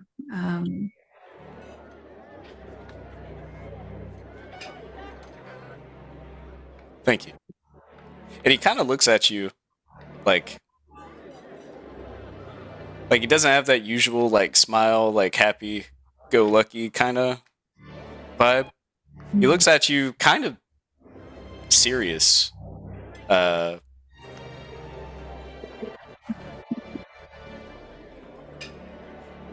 Thank you. Glad I can help. How's everyone else? I think Hecator's like eyebrows are singed off and he's got like a bunch of blood over his face. I'm alright. Just got cooked a bit. Are you sure? Hey! Fine. Well, I mean, Goliaths usually don't have that much hair, so I guess it's not that big of a problem. That's why I don't wear shoes. What with the lightning and fire and just get burnt off.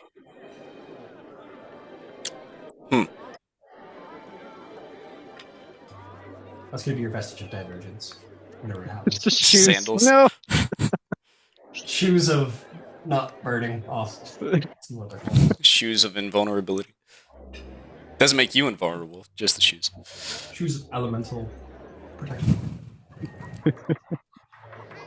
Immunity to I fire and lightning, but only the shoes.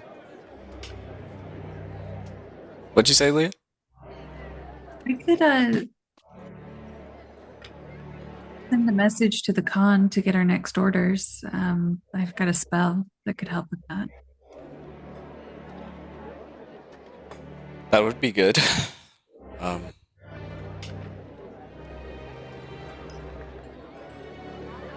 Yes, I suppose now we should probably, well, after we get word from the con, who knows, but I think maintaining the morale and the well-being of the troops and seeing how they feel would be paramount. Hey, speaking of, Ganbatar, sorry about Zolt.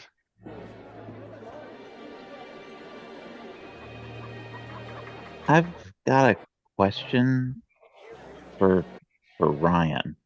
Yeah. Looking at the map, how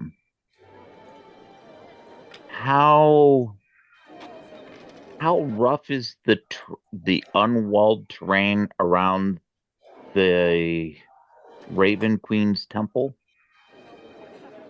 Because it's not behind a wall; it's exposed to the section that just fell. Yeah, sorry. You're referring to this black Yep. building over here? That black building is not necessarily the Raven Queen's temple, but it is part of the mountain. Like they're not getting past that. It's pretty much like a vertical climb, and Okay. that building attaches to the middle district, so you shouldn't worry too much. Okay.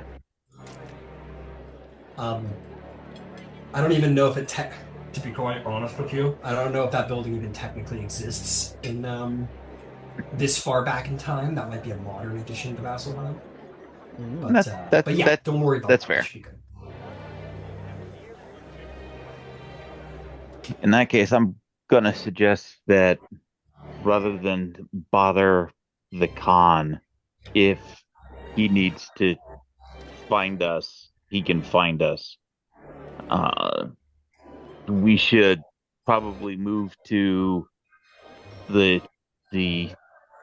Wild Mother sector, rest as best we can, and put forward any active defense in that quarter, as it's now the only exterior piece that remains standing, and we need to deny them every inch.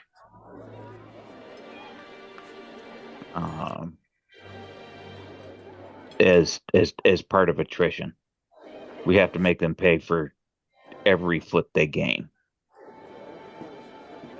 and we can bring more to bear there than we can elsewhere.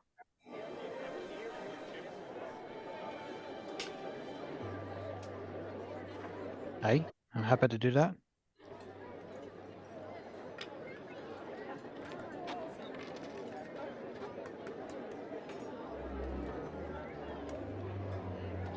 Gambatar, I wasn't aware of what happened to your companion.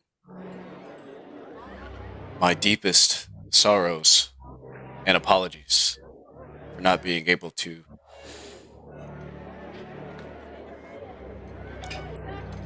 protect that fate.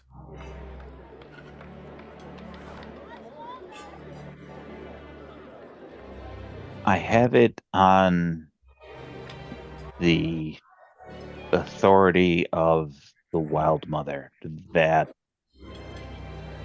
some time in contemplation may avail myself of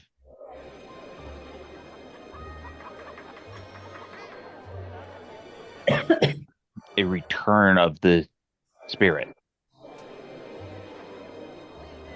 You can call back Zolt. That's what was implied. You should do that. It's a good horse. As soon as there is time and opportunity, it's going to require some time and contemplation. And what better locale than the Wild Mother's Quarter? Right? Would you say Zorn loved what he did? Enjoyed it?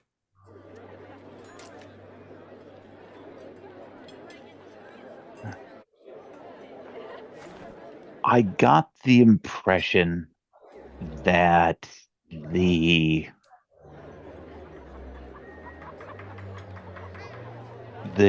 chaos and mayhem of combat was not his preferred pastime. He enjoyed running. The faster, the better. The more joy he took from it. The I can relate to that. leaping over obstacles, the mastery of his physical body and the terrain that he traveled was a joy. He recognized a duty as my companion, and that there was sometimes a necessity for danger, but danger was not his preferred climate. I would be weary of anything, man or beast, that, well, preferred wartime to peace. Well, conveniently, I know exactly where to find them. Yes, they are quite useful, aren't they? No, they all surround us right now. Oh, well. Yes. Yes, they do.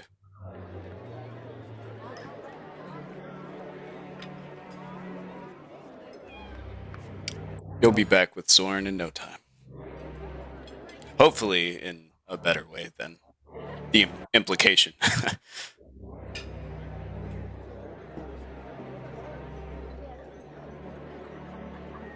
Alright. Guys, we make your way over to the Wild Mother's Grove, the northeastern quarter of the Outer District. Somebody roll me a d20. See what we see on the way there. Red, why don't you do it? 7. 7. That's an ominous number.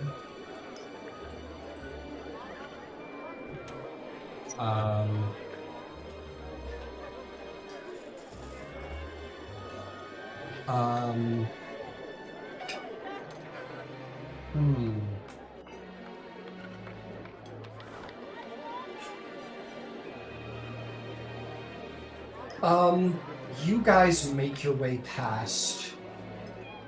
I'm gonna make sure I'm getting the name of this place right. Because I think I've been calling it the First Bastion, but it is not the First Bastion.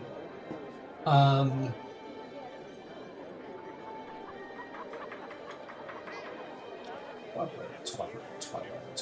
There we go. The Crown of Arathis, it's called. You make your way past the Crown of Arathis, which is the major temple, and not on the main. On the main street, sure. There is a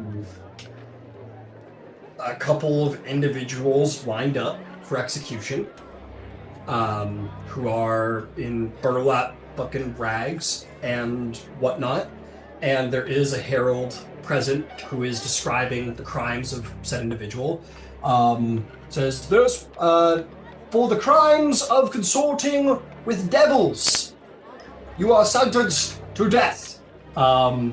And you see this, like, young sergeant of the Bastion Defenders sort of lines up with his sword. And there's clearly, like, concern over his face. And then the priest of Arathis says, "What are you doing?" He goes,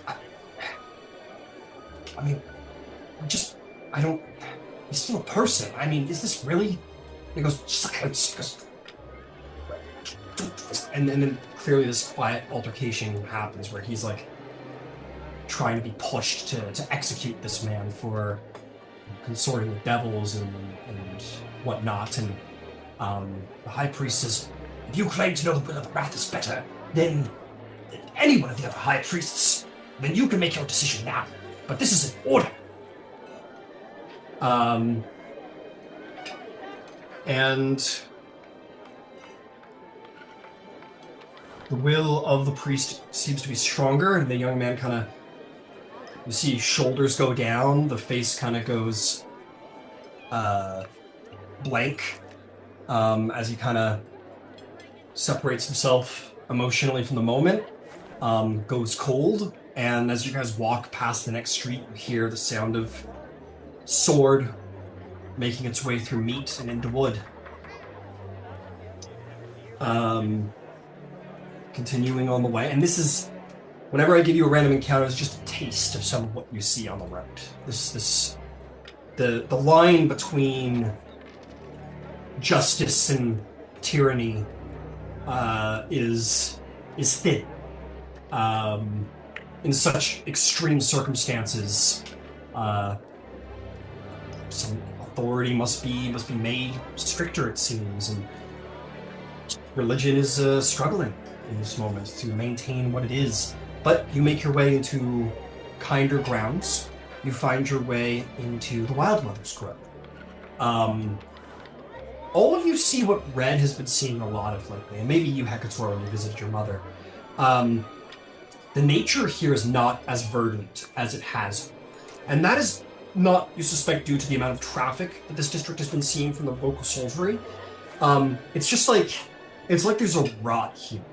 Maybe a rot is the wrong word. There's no pestilence or plague. It's just like, it's like these plants just have not had enough water, or have not had enough druidic care, or just have not had enough sunlight, or whatever it is. Plants are wilting, tree leaves are falling. These are trees that are hardy and can handle the cold conditions of Vasselheim, and yet they're struggling to thrive. And again, Red, you know the reason for that the ever-elusive Fae, Evthorir, the Taker, is present somewhere in the district, seeping away at life and nature. And even the people, the druids, as you guys get towards the temple, druids that you guys have become accustomed to are looking a little more gaunt, a little more pale. That life does not seem to extend only to the trees, but also to its shepherds and caretakers. The district is well defended, true to your philosophy, Gambatar. It seems to be shared by the Khan that this district has been heavily reinforced. Not in the district itself, but along the walls, so that if an assault is made, many eyes will see it coming and make them pay for every step. But this is the one temple that is not located in the middle district. The Temple of the Wild Mother is located in the outer district, which makes it more vulnerable than the other high temples. To lose the Temple of the Wild Mother would be a significant blow against the face. But you make your way over. Many familiar figures are present. You're going to see Aurelian Soulbrand is in charge of some of the Radiant Lions present. Maybe he pays you, especially Zebrael, a quick bow of respect to the angel. You will see, as you come closer to the temple, a number of people you're familiar with. You're going to see the spirit speaker Oska, mother of Hecator, you are going to see Omadua, champion of the Wild Mother and hunter of Edrathor, the Taker. You are going to see Pervon Sul, champion of the Raven Queen. And last but not least, Green Warden Rogona is also... Actually, my apologies, there's one other. Back out on the front lines, despite her many wounds, Elodie Cathmoira is present. These people are not all centralized in the temple. They're kind of in and around the temple space. But all of such individuals are at least readily present and visible as you make your way over.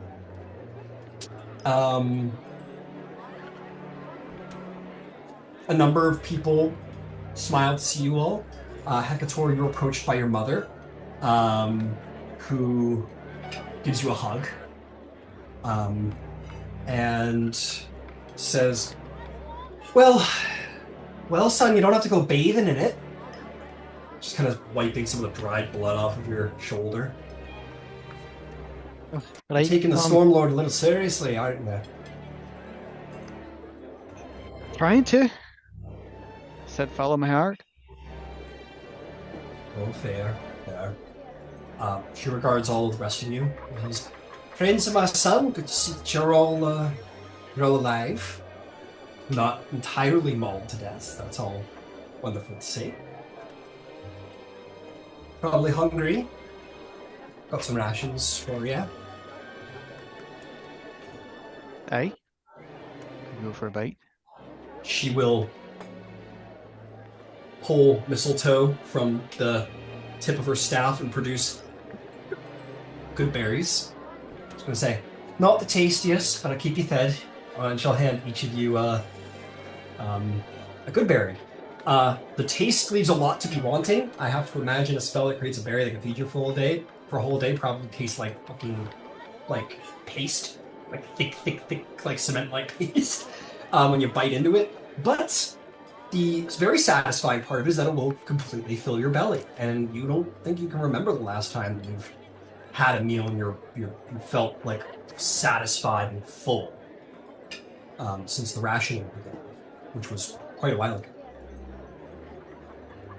ago. Is there anything... I'll turn it over to you guys. Is there anything that anyone you want to approach before I have my fun? Is there anything you guys want before I go about my business?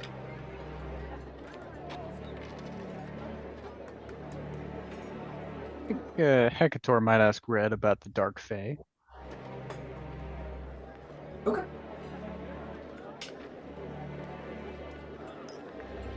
He'd say, have any luck finding that Dark Fae?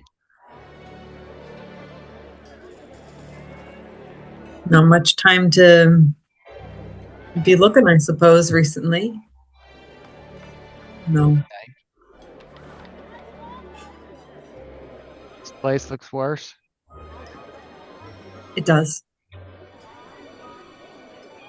Every place we go looks worse. Oh, that's true. And so do we, honestly. Aye. Smell it too. Yeah. Yeah. You think the Fae's on the other side or on his own side?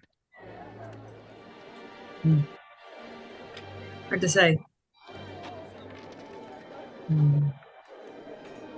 Maybe on their own side. Can't trust much of anyone lately.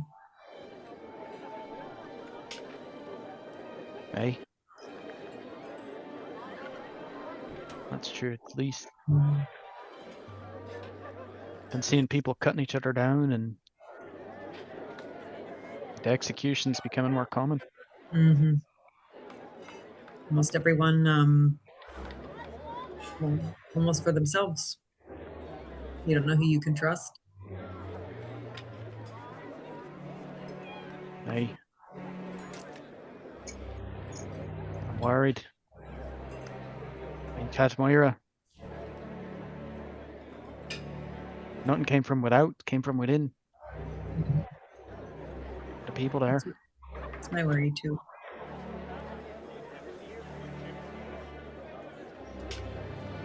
I don't know. I don't know what to do about it. I'm not sure there's much we can do. And what we're doing now, doing here, almost being in each moment. I found it hard to look forward, and it gets hard to sometimes to look back. Certainly that. But seems like Anbatar has a good idea of what to do. Looks like he's been in this situation more than once. It's hard to believe, but yes.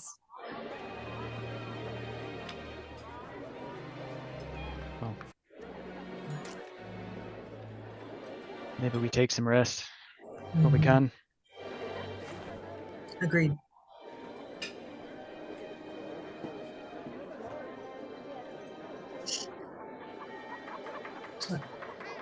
And for me, I'll take the hour in contemplation to bring Zult back. Absolutely. Through the power given to you by the spirit here, the protector spirit here,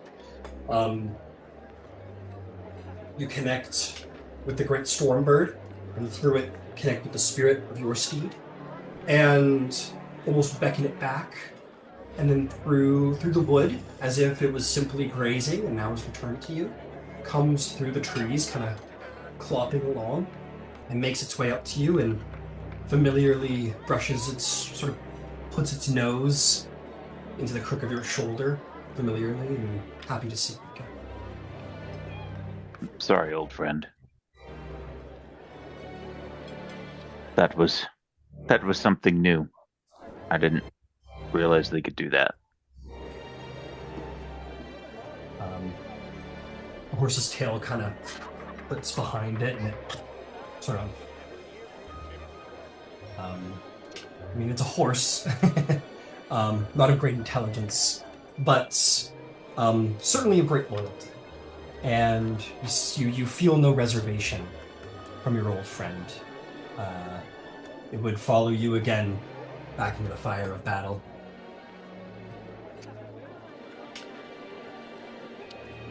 Excellent. I will then say, Elodie will approach you, Hecator. Well, you and you two anyway, while you're resting, Hecator and Red. She's got a little bit of a limp. That dislocated leg is not perfectly healed, but luckily, she's doing okay. She goes, "Afternoon. Fine weather we're having." Shite weather. Aye, but at least consistent, I suppose. Hey. Never were good at small talk. Redmond, good to see you. As well. Getting around all right? Oh, sure. Yeah, she kind of leans on the leg and she says, "It'll be better by tomorrow," but didn't realize while we were getting out of there that dislocated the damn thing. But should be better soon.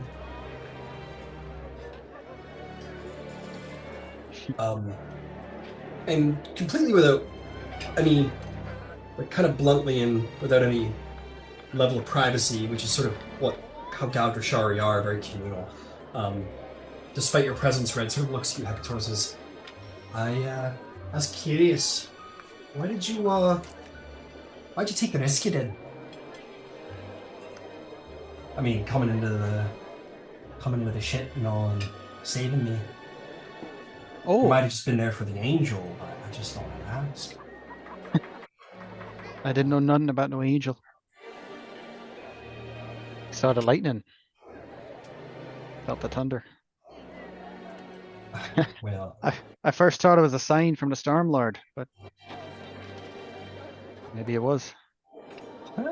maybe it was.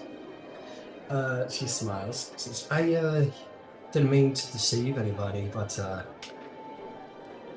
No, just retaliatory, I suppose, against the bastards down there. That's all. Which bastards? You know, the ones that chains wrapped around their whole body and were Oh yeah. tormenting the Angel Girl and me. And Hey. No, we just find got these days lucky I'm a with bit the of a angel. short temper. Sorry. We just got lucky with the angel. Maybe it wasn't luck. Were you trying to draw us here, or were you trying to take her out yourself? Rescue her? I'll be honest, it was just stupid. They were, you know, they'd come around or whatever. Well, at first it was some dipshit ruiner bastard who came over and was, I don't know what his plan was, but he was tormenting and taunting, and so I fucking turned him into a pile of dust. And then some more fellas came over to show me a lesson or two, and I turned some of them to ash, and then, well, I blacked out after a while. And then I did it again. There was no tactic, it was just stupid anger. On my part.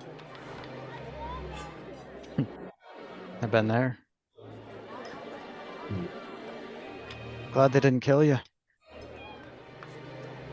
Yeah, me too. Well, you never answered my question. Why'd you do it? Just to rescue poor old me? Or because you thought the Stormlord had sent you? Bit of both, I'd say.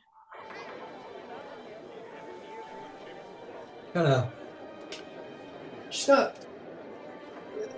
a very smiley person, but she does in this moment. She goes, "But sweet help me, Hekator." He'll turn very bright red at that. I just be ashamed to lose any more of us. So few left. She kind of chuckles and says, "Well, I owe you a debt. I owe you a great debt. So thank you."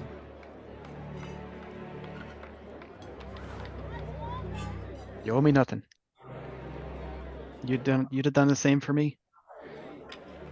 For fuck's sake, you stayed. Why did you close the portal? The fucking horse bastard was gonna ride through if I hadn't, or at least it looked like he was going to. Shite. I wasn't getting out before he took me down anyway, so what was I supposed to do? We would have just shoved that fiery lance up my ass and then gone right through the tree. Oh. That makes sense. Can't believe you survived.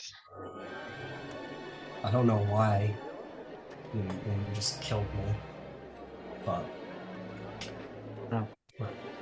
His mistake. hey, I'd say so. Bringing the story back, that's gonna be a blow to the enemy. So well done. Thank you. Thanks for getting us back. We had no plan. Us getting there. Thank you. And she just kind of hangs the smile for a moment. She says, then her eyebrows kind of scrunch up. She goes, I guess both of you. I wanted to ask both of you. What's going on with, what's her name? Leosatra, was it? She's, I mean, there's certainly people higher on the list I wouldn't expect, but she's pretty up there for people to be going all anti-mage on us. What's going on there? Honestly, not sure. Don't have all the details yet. Haven't had a chance to speak with her about it. With level heads and all. Well, I wanted to ask her about it myself, but better you all than me, I suppose. Sounds like it's a recent event. Maybe a tender wound, perhaps. Hey, more than just her. Well, anyway, I just wanted to say thank you. She'll smile. need. She'll smile and she'll look back again at you, Red, and say, "Good to see you again, by the way. If anything there's ever you need, let me know." And she will kind of take her leave and turn back to the druids. I think Hecator might quickly turn to Red. Did I seem stupid? You did great. Ooh. Powerful woman, that. Mm-hmm.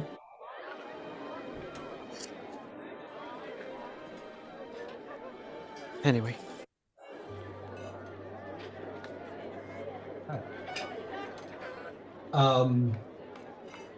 What else do I have on my plate here? It is worth noting that Omadua does regard you, Red. She seems to be sort of wrapped up in whatever's going on with the various druids and the High Bear. But when she catches sight of you, she does kind of pay you a respectful bow of the head. Zavriel, you will be approached by Aurelian Soulbrand, the gentleman you met a couple times. Is one of the, I guess, captains, we'll say, of the Radiant Lions. And is considered a fairly inspiring figure amongst them. He'll say, "Lord Zavriel, it's good to see you, sir." Now, when did I become a lord? I suppose it's just a term of respect. It doesn't seem right to just refer to you by your name, I guess. You may be right. But I am just as much a soldier as, well, any man on the front lines. Well, with respect, my lord, I think we both know that's not true. I may shine with the radiance of the Dawn, Father, but my bonds, my roles, my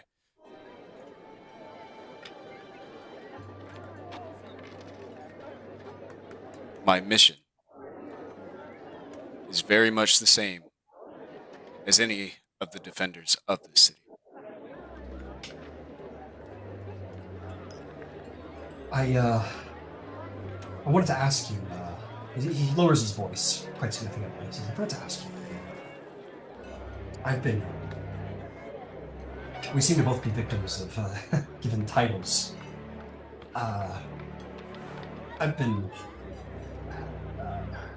it's so, it feels not right really to even say it, but,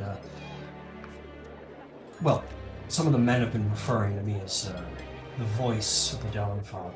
It feels so arrogant. I have not chosen it, and I guess I have a way of speaking to the men before battle, and it's caught on, but it feels much too intense a responsibility. I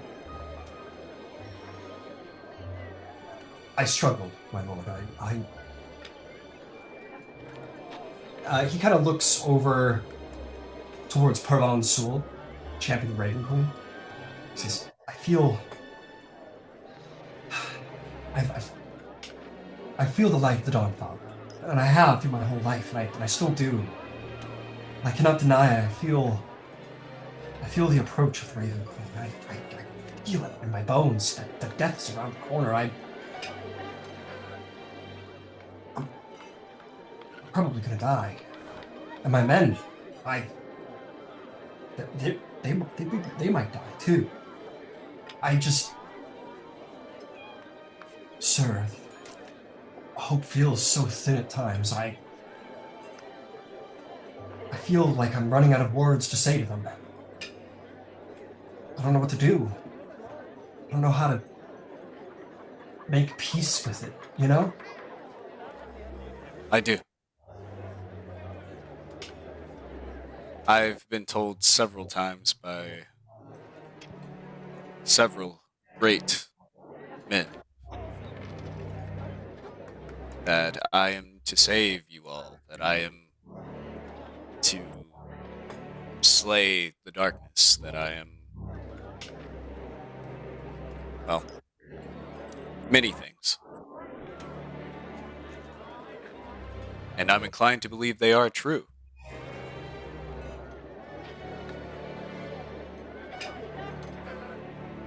To answer your question, yes, I understand your burden. However, it is that burden that lays on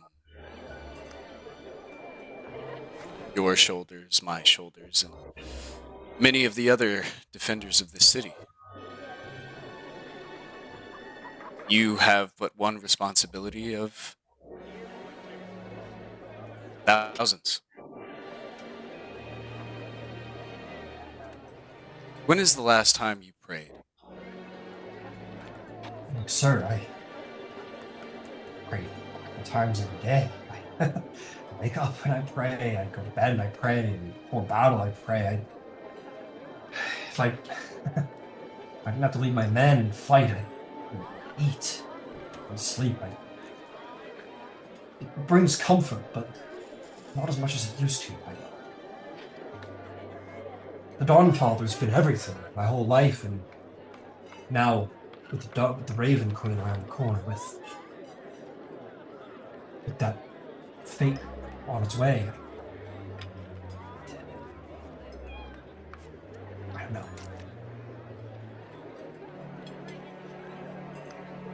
I know very little about the Raven Queen, but one thing I can tell you is death is not something to be feared. The Raven Queen is not something to be feared. Because whenever your time comes, whenever my time comes, or anyone's,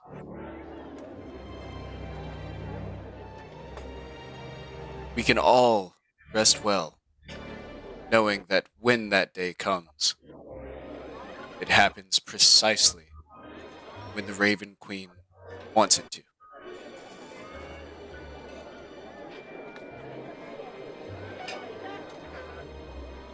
To be this inspiration of men like you are,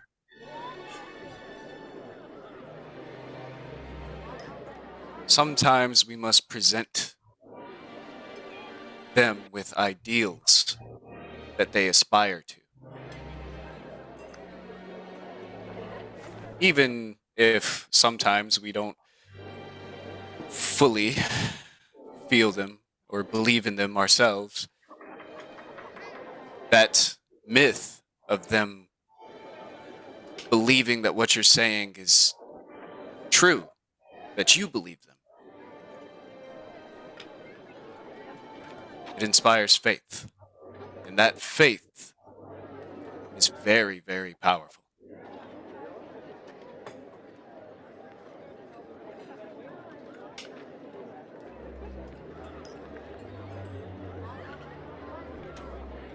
I hope I have offered enough.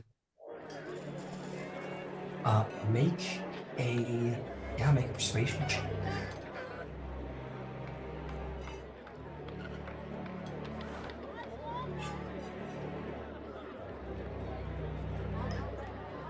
Shagayate! The incantation. 23. 23, verbal. He sighs deeply. That's so in that sort of like fluttery way, where there's sort of like an anxiety behind it, or a swell of emotion behind it. He nods. He says, "Thank you. I must admit, I've heard your words before from priests and whatnot at times and bits and pieces, but hearing it from you, it helps all the more, my lord. Thank you. I place a hand on his shoulder with that trademark smile. Copyright. Is there a little ding off of one of your teeth? Yeah. Yes. Okay.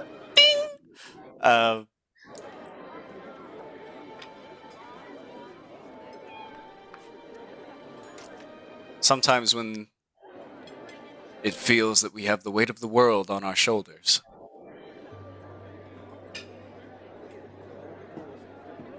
and we feel that we cannot bear the weight, sometimes enduring that much longer is all that is needed.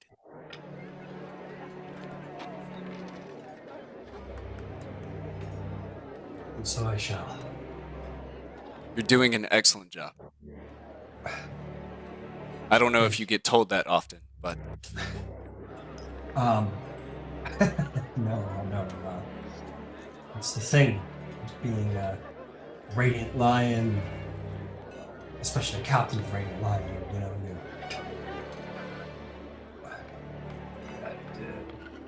there's not many to call superior, and especially right now, everyone's very busy, so it means a lot. Thank you. Continue doing. My men. Sorry. Oh, sorry. I was just going to say, continue doing the Dawn Father's work, and you will be rewarded in kind. And I will continue to do so. And I will, when she comes for me, I'll be with the Dawn Father on my lips. Oh, and next time you pray, you will ask your questions to the Dawn Father, but I implore you to... He kind of looks off. Listen.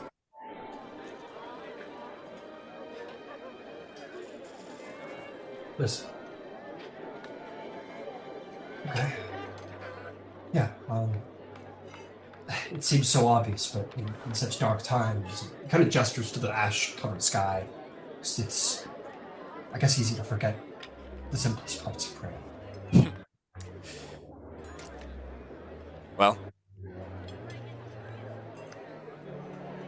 even though the sun isn't visible nowadays, rest assured knowing it's still there. It's still there. Much like that faith in yourself, which you can't seem to find sometimes. I guess that's faith. Not understanding everything and knowing it's there, but believing in it anyway. All right. Thank you, my lord. I'm sorry to have taken time from your day, but thank you. It helped. It's just Zephyr. Thank you. And he will... and he will, he will return to his men. The gloam of impending doom still on his shoulders now that you have the context, you see it on him, but he carries it with a dignity now. He expects to die, but he is trying to resolve that, and I think you helped. You helped him with that. Awesome. Yeah, I was kind of digging in my bag, man. That was straight off the dome, you know what I'm saying? Yeah. Catching people in the words. Take inspiration for... Thank you. Having to talk a soldier about his impending Do death. not be afraid to die. Why? You will die when it is necessary. Just shut up. Go do your job, I guess. I don't know. No, it was much more inspiring. Cool. Is there anything anyone else wants to do? Take a moment of checkpoints here before story events sort of pick up.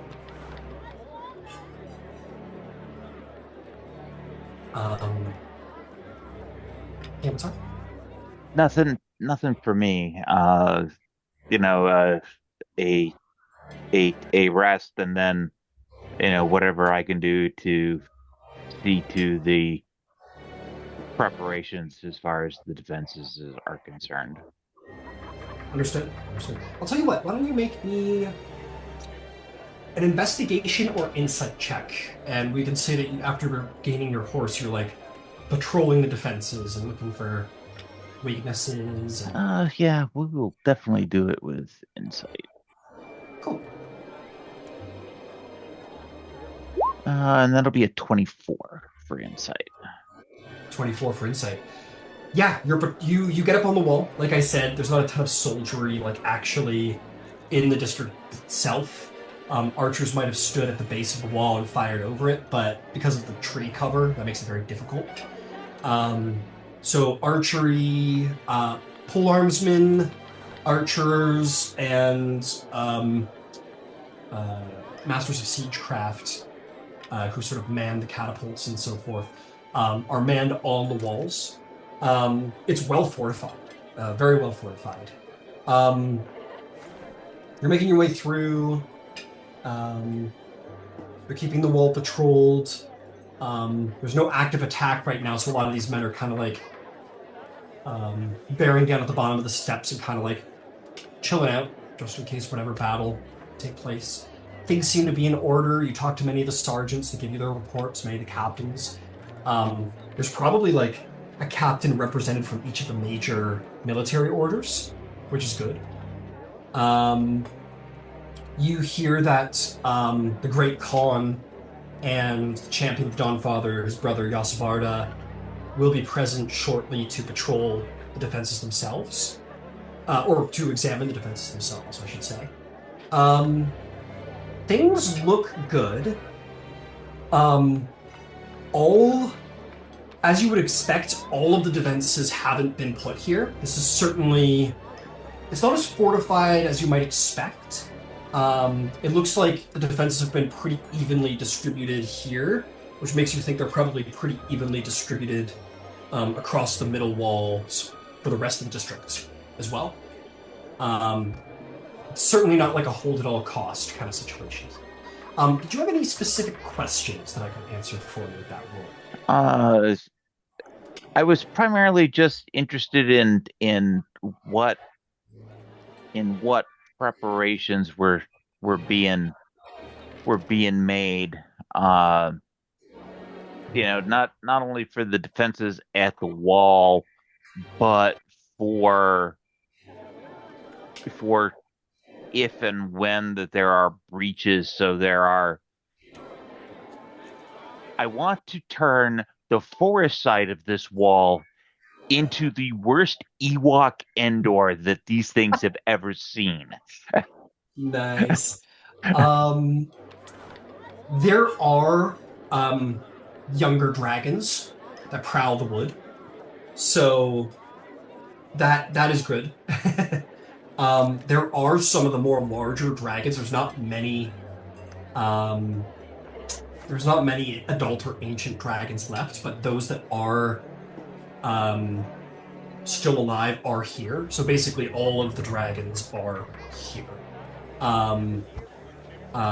The remaining members of the Verdant Enclave are present in the wood themselves, and they seem to be doing maybe not Ewok, but certainly sort of preparing natural traps and choke points, and they seem to be sort of mainly looking up into the trees, so they might station themselves in the trees and kind of rain fire from above if things go bad.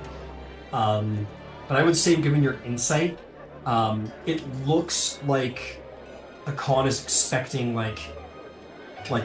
big monster assault over here, and thus has brought the biggest beasties here, such as the oldest dragons. So this place is pretty well defended. This place is pretty well defended, and they're definitely making sure that the forest isn't unattended by traps and defenses. Awesome. But it's very clear a huge part of this defense seems to be reliant on Akire, as it is the major protective spirit here, and Akire is probably on par in power to one of the older dragons, and is bound to this place. So there's a lot going on here protective-wise. I would say maybe at this point, as you've done like a thorough patrol of the district, a retinue opens up, and you're going to see the Great Khan sort of riding in casually. He's got his brother at his side, Yosfarda, who we haven't seen a ton of until lately. He is at his brother's side.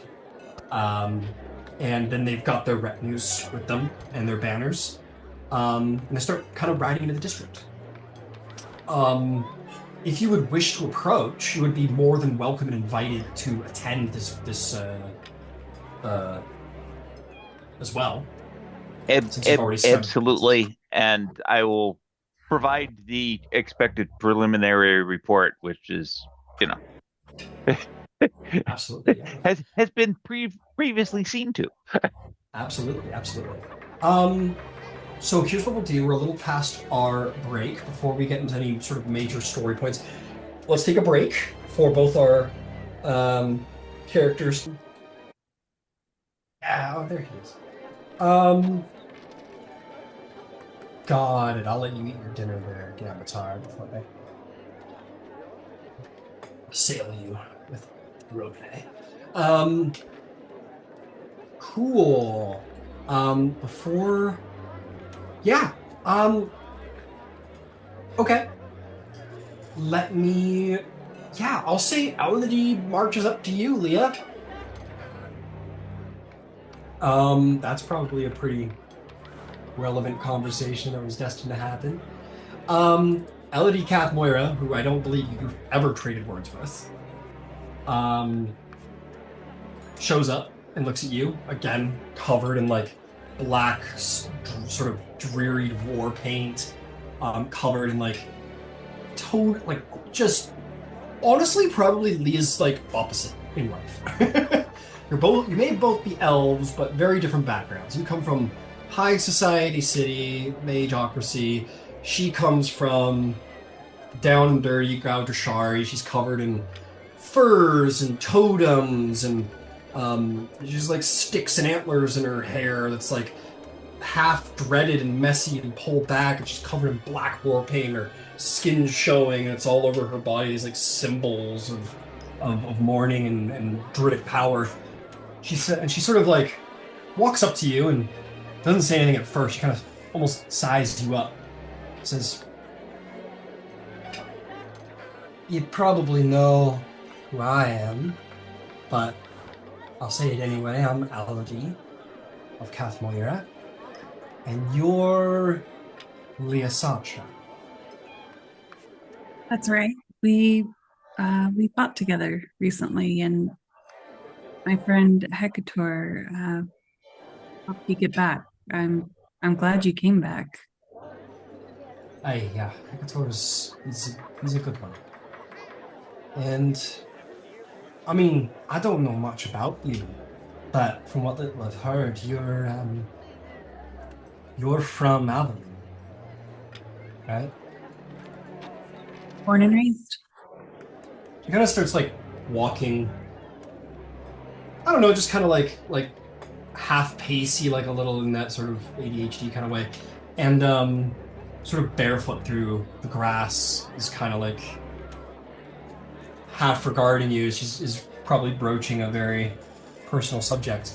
Says, "And it sounds by all measure that you're hoping to take up the cause against the mages. In fact, you made quite a show of it by all what the rumor has to say. Almost got yourself killed over it, no?"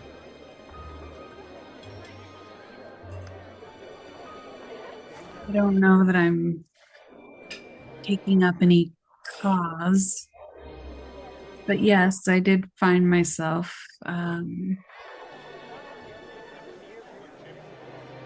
Yeah, in quite the predicament. Could have fooled me. Frankly, could have fooled all the Vasselheim. I mean, I was loud and angry about it, but you're the one who made it happen. Well, I was angry when I saw the wizard and how he'd slaughtered his friends. And I reacted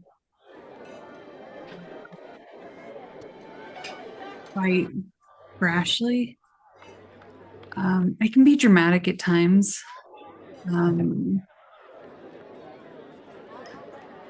But I guess it is true. I mean, there are terrible mages out there that have made awful decisions and they've destroyed our lives. I've seen it. I was on Abilene when it fell. Well, I guess I escaped just before it fell, or as it was falling. I know what they did, and they should pay for their crimes against humanity. She kind of stops and says, "There's no believing like sin."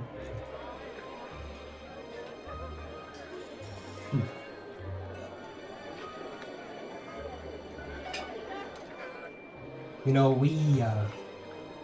I don't know how many of us are left, but Gaudrashar, those of us before most of us got wiped off the face of the planet, we believe that magic is a part of the world, and that the world is alive, and it has a way about it, and it's not something that can be owned. She kind of flips a finger by a tree and a little leaf kind of grows off of it. She says, you know, being a druid, for example, or even a ranger, it's not something that is learned, it's something that's given. A lot of the old archdruids suppose that there can only be so many druids at a time, based on the needs of nature, how many shepherds it requires. There's a balance to all things, and I guess we've seen what happens when that balance is messed with. Aye. Sorry, you don't want to hear me going on. I guess I'm just trying to say I can understand being angry. I guess I just wanted to know where you were coming from. And it surprised me. I want to understand you. Well, I appreciate you coming to me directly.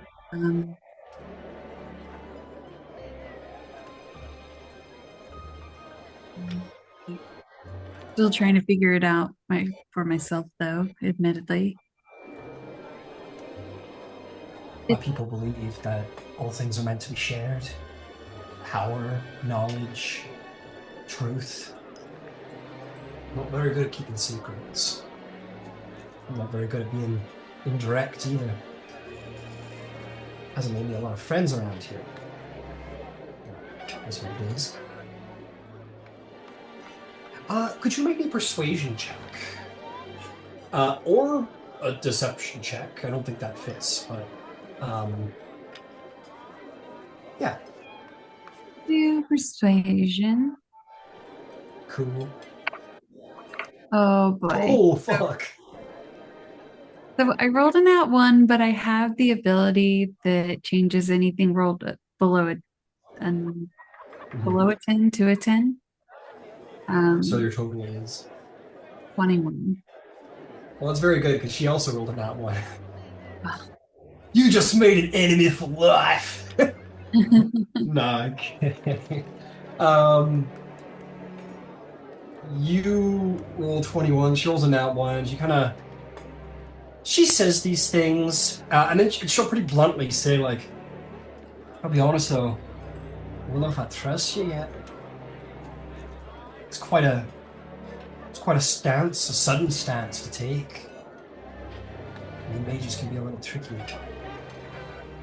I don't want to judge you based on the people, but it pays to be careful, I suppose, right? Suit yourself. Well, I'm sure we'll see in time, as much time as we got. Why don't we just say, let me know if there's anything you need. I appreciate what you've done.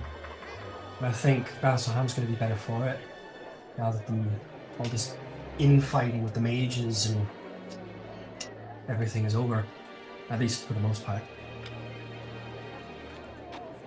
If the Khan trusts you, and he's the High Bearer, and the Stormlord supposedly trusts you, which means, according to Talos Rune, I'm supposed to trust you because I shoot lightning from my fingers. So,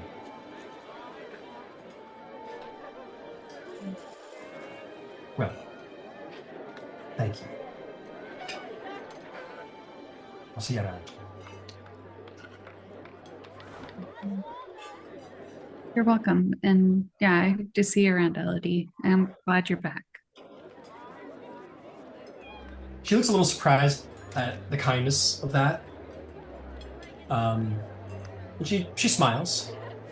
She says, "You too. Glad to see your head looks a lot better on your shoulders." I like it there myself. She'll kind of smile, and she'll head out. You kind of live on neutral grounds with her, different grounds. She's warming up to you in your revolution, unintended revolution. Ganbatar, at the War Council, so to speak, the review of everything. In attendance is going to be the following people: Talos Rune, Voice of the Tempest, and his voice in the Council of the High Bearers and the High Priest of the Stormlord, blah, blah, blah, blah, blah. The Noyan Rethmor, who is mostly recovered from his wounds at this point. The Warlord of the Othansian Horde. Yosvardia, Champion of the Dawnfather, and Lord Commander of the Radiant Lions. And last, of course, is the Great Khan himself, Kasvardan. So these four individuals ride with you, and you ride with them. Given your status now as a Batar of Othansia, you are welcome to speak freely amongst them. So this isn't like a, you're welcome to speak. You're not a servant. I'm maybe going to speak. There's been a bit of a disagreement that's been going around where the Noyan Rethmor and Champion Yosvard are not really agreeing on general tactics. The Noyan says, "It is wise to attack where you are not expected to be hit. We are fortifying the Wild Mother's Grove with our greatest and strongest assets. If they were wise and deceptive, we know they're at least one of those things, they're going to attack us as far away from this district as possible and breach the middle wall.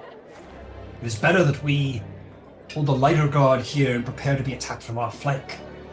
Yosvarda says, "If we lose the Wild Mother's Grove, the hit to morale will be substantial. We can't afford such a loss now, with all due respect. This district is just as important as the middle districts." Noyan then retorts by saying, "You are thinking of faith alone. You are not thinking of tactics. If the middle wall is breached, then this district will fall shortly after. We must be prepared to be struck from where we do not expect to be struck from. They can hit us from anywhere." The Khan says, "They will hit us in one of three places. The south, the east, or the west.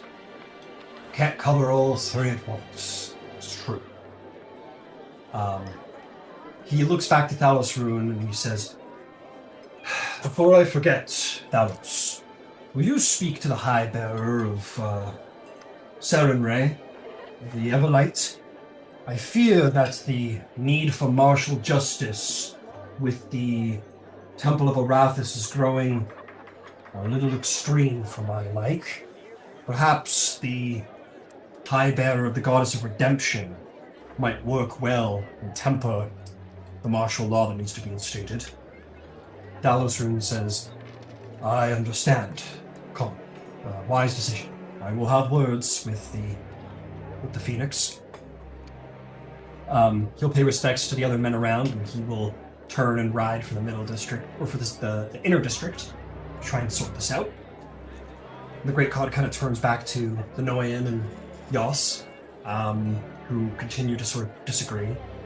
Yosvarda says, I understand the middle district indeed must be protected, but this district must be protected as well. If they're going to take it, we must make them pay for every inch. And Noyan Rethmore says, but not at the expense of the middle wall. The Khan says, enough.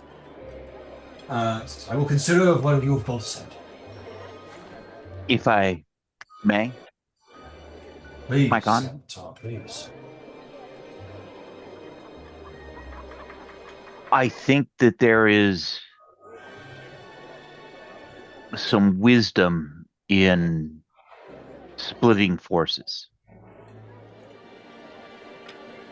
And specifically, I think putting your mobile cavalry in the middle district with the intent of, as you said, they could appear anywhere along the wall, west to east.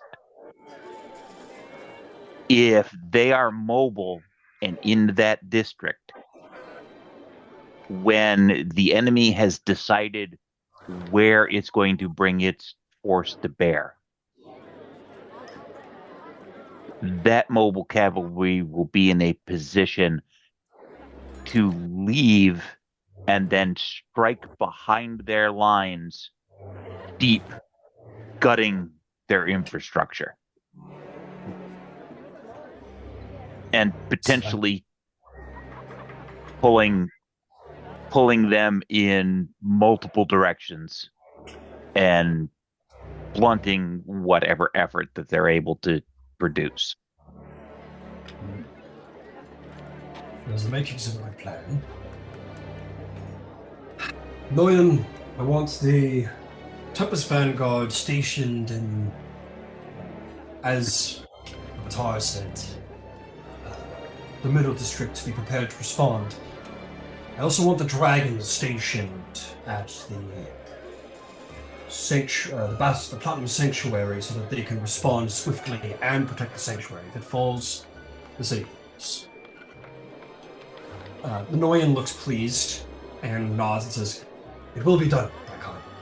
The Yosvarda sees the wisdom in this, but sort of looks worriedly at the rest of the Wild Mothers district. Koss says, Yos, you know that the horses will not be able to make their way through the trees. The Thords of Althanzian's cavalry is meant for wide open plains, not the forest. And he says, I know, brother. Can't help but worry. I will reroute more Radiant Lions, perhaps, to the wall. The Khan says, not at the expense of the hideouts. Even more important than the temples, the high priests must survive. We've lost one, and do not wish to lose more.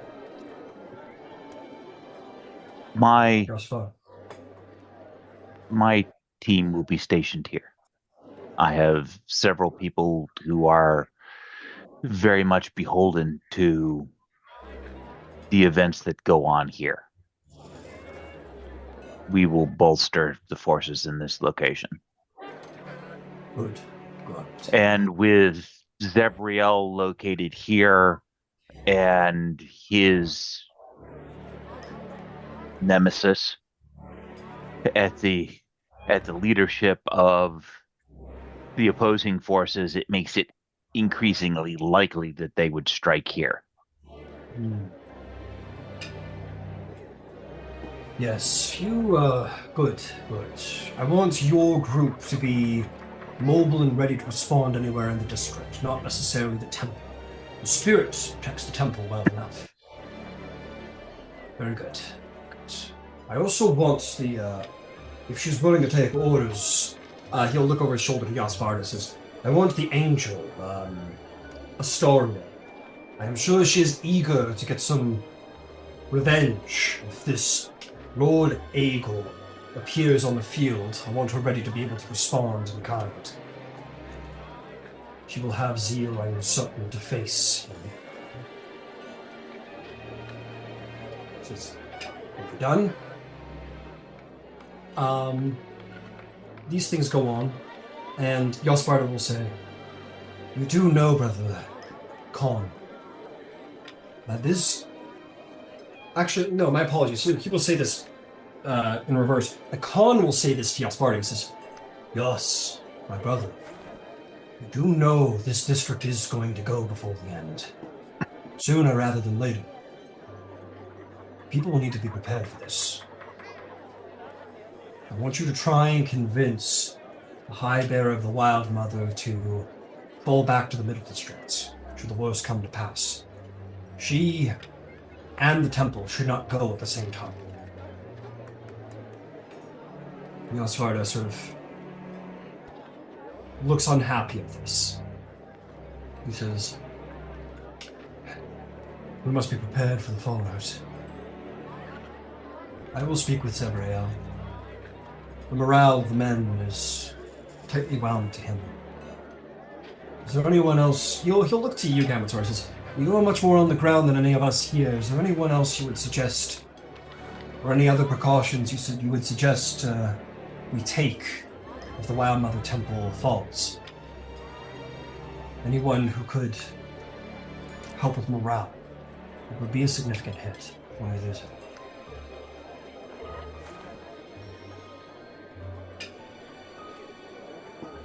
I would think that it would be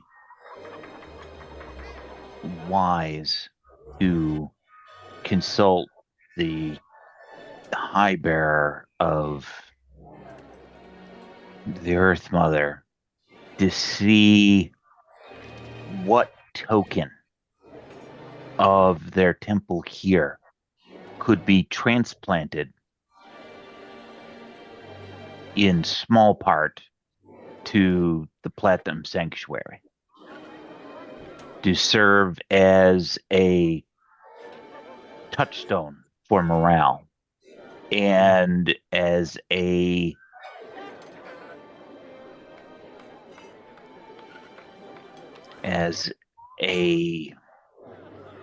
location that those spirits bound to the temple may retreat to when that time becomes necessary. Very well. Have the High Bearer of the Wild Mother spoken to of this? I know their religion is unique to ours. They do not have reliquaries and scepters and tokens of faith as intensely as, say, Dawnfather. They are more connected with naturalistic measures, but there is merit to your plan. I will see to it that you speak with these. And in the abundance of hope that Vasselheim survives until the army of the Eldar arrive, that we can rebuild. And part of that rebuilding, particularly for the Wild Mother, is, as you said, going to be tied to that natural order. And having those resources available to survive is, in my mind, of critical importance, not only for immediate morale, but for the future of Vasselheim. As far as this is, then I will speak to her person. It will need to be brought about delicately, and from one high bearer to another it may come better. Very well. If it would help, I know that uh, the champion Hecator and the champion Red have strong ties to the to the to the temple in this district, and the people and the spirit which is bound here now. They may be able to add some weight to your discussion in a positive way. Which is a good matter to bring up. He will nod to the Khan, who says, Noyan, please make sure that my orders are given out. I want, as Kamator said, mobile cavalry and elite flying units to be made mobile and available to the entire city. Noyan says, good, my Khan. I'll return to you soon. And the Noyan will ride off. There are a number of other members of the Honor Guard who are Tempest Vanguard and Othanzian Horde men you have fought beside. They're a little bit fallen back, though. Maybe like 30 paces, easily made to by horseback if ever needed. Yosfarda will look at you, Gambleton, and will say, may I ask about your group? Me and the Khan have been concerned. I understand that the heart of a lot of drama, a lot of the manipulations that have occurred in this city have infected your group personally. How is morale with your party? As much as it has impacted others, I have heard stories. I have only limited personal experience, but there has been an impact. The Justicar of Arathis, who was amongst us, Mira, and Leosatra have come to loggerhead. And Mira is wounded and angry. And believe me when I tell you, angry like your brother on his worst day. Angry. You get a small, he's not a very smiley individual, but you get a small little just like curve of the lip from the Khan. So he's kind of likes the idea, I think, that his fury is legendary. And Yosfarda nods his head and says, so I had feared. These devils are our gates. They pit us against one another. They attack us not only in body, but in soul and faith in each other. And if there is anything I can do, please let me know, but I expect that it will only be within your own group, within each other, to fight back the evil that means to penetrate it. I hope that you can all recover from the wounds that have been dealt to. I think it is beholden on everyone, and this is a message that needs to go out to every soldier, every civilian, that the enemy is by and large not within these walls but outside of them, and that the proximity of these fiends is having an effect on how some of us react to the fear, the stress, the anger. And they want us to direct that internally. We need to be able to set most of that aside.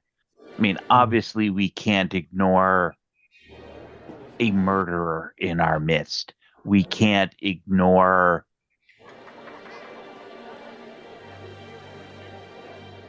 outrages and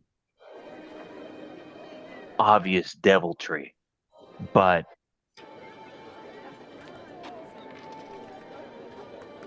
killings without justice is what they want from us.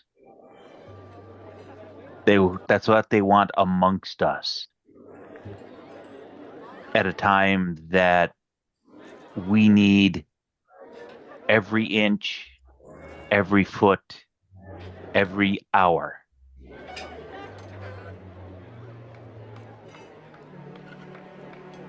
The Khan says, "It makes sense, I suppose, in a dark way, that the enemy would target the faithful of Arathis first, the lawbearer. The Lord of Hells is a great manipulator, they say, of the law, using justice against themselves, perhaps second only to the Strife Emperor himself, or tyranny. The Lord of Hells has dug his claws into Arathis' temple. We have spoken at length, the Grand Arbiter, and we're making means. And I've sent Thalos Rune, as you heard, speak to the god, the High Bearer of the Goddess of Mercy, to hopefully return the truth of justice back to the temple. But, well, damage has been done. There's no denying that. We must rely on strength, courage.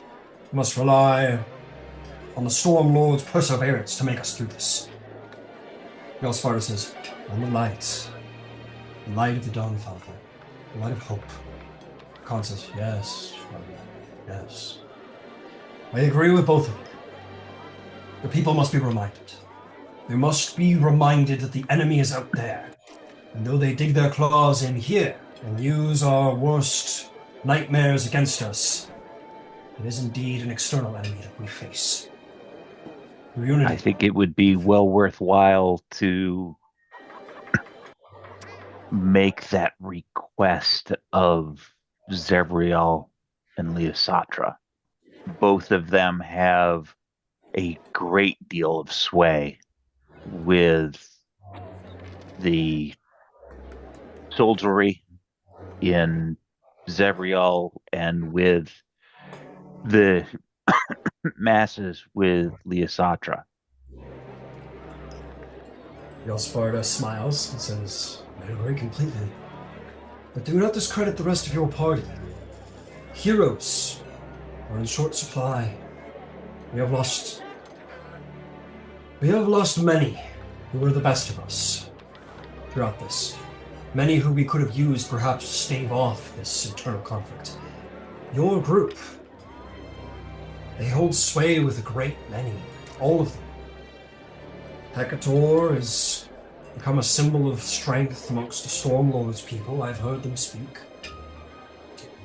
Even Redmond and all of their fury on the front lines.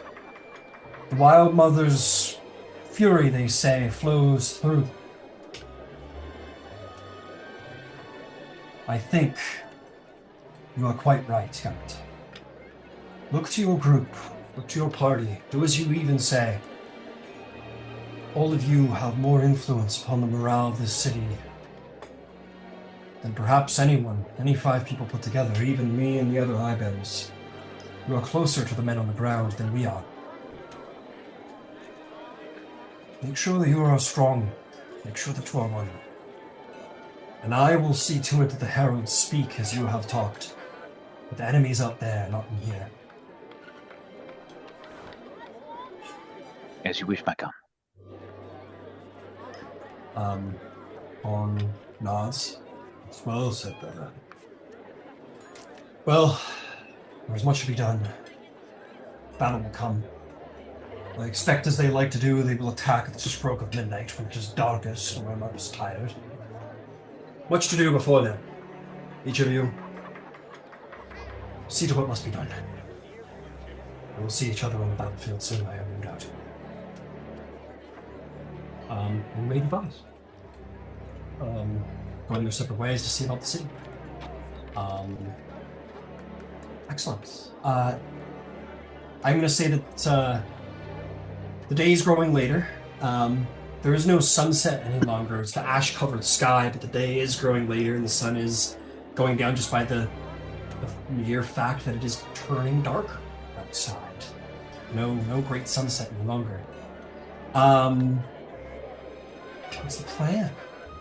Is there any plan? Or do you I guys gotta just find all of the rest of these yahoos, and I have no idea where they are.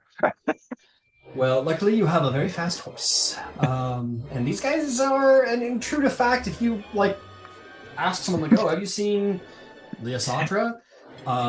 They'll be pointed out. You guys are well looked upon when you pass around. So, yes, you'll be able to gather the yahoos. Why don't we say that you guys kind of come together at least somewhere near the Temple of the Wild Mother? It's probably a little central location. On Gambator's request. And I will pass along the defense plan such that it is. I will pass along the request that's been made of Gasvarda with regards to talking to the high bearer of oh dear God, it just left my head. Wild Mother? Yes, thank you. High bearer of the Wild Mother. And I will also pass along that I suggested that, that may be a discussion that Hecator and Red might be able to grease that particular wheel. And about moving something significant of the temple from here, perhaps when that fallback needs to happen.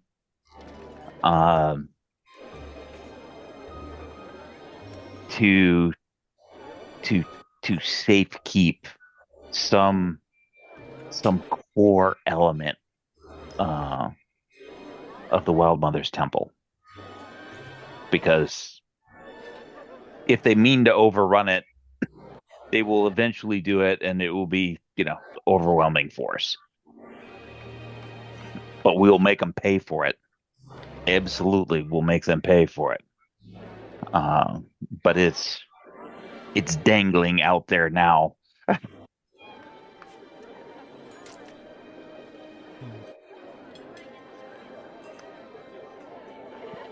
And I will also mention about the importance of spreading some news about where the enemy lives, and how the heralds are going to put it out there. But I think that it would be fantastic if that became part of both Leah's interaction with the crowds of people, just to remind them that the real enemy is out there. And while we may have disagreements internally, 9 times out of 10, everybody out there is worse than anybody in here.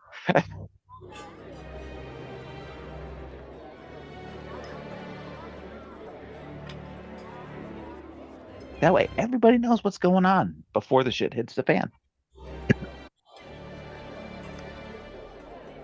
Well, convincing a bunch of druids to leave their nature is going to be tough. But not impossible.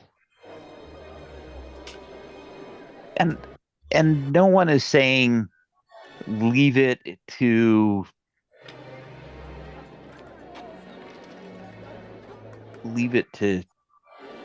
completely undefended, but it's a matter of safe keeping some core element. Some seed, some acorn, some thing of what exists. Just like when a forest fire rolls through, it's all of those seeds and nuts that are buried under the soil that allow it to grow back.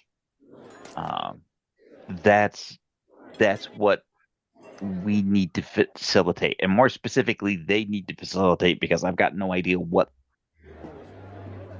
that needs to be. But there needs to be some preparation for that.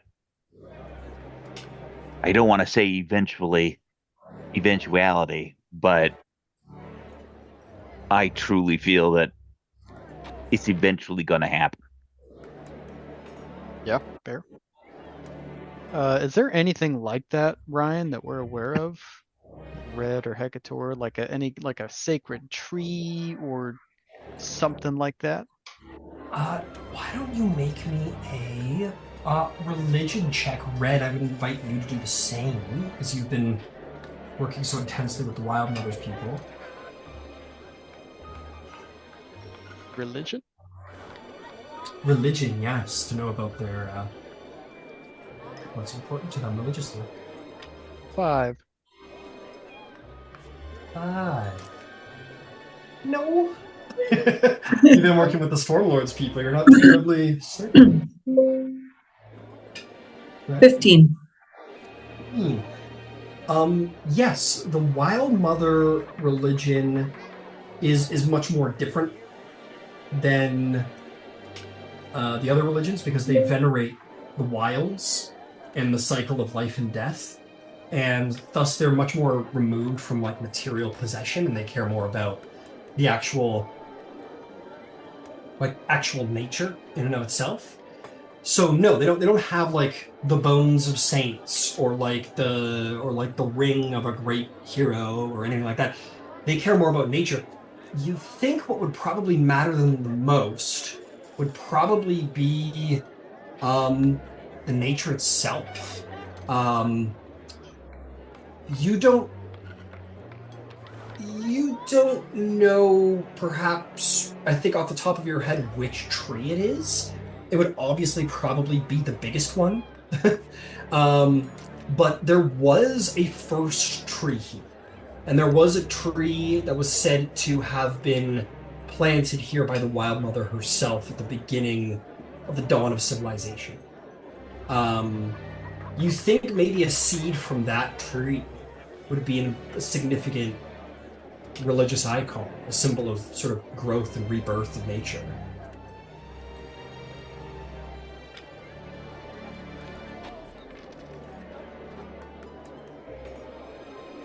Cool.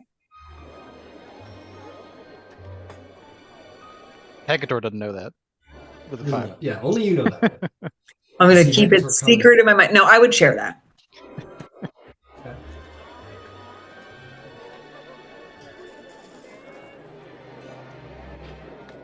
Okay.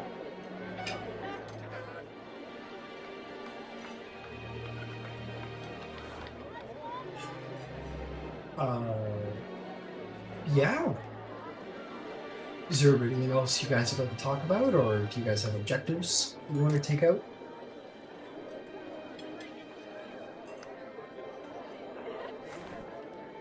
None that can be done here and now. Okay, fair enough. May I ask about that? About what you want to do?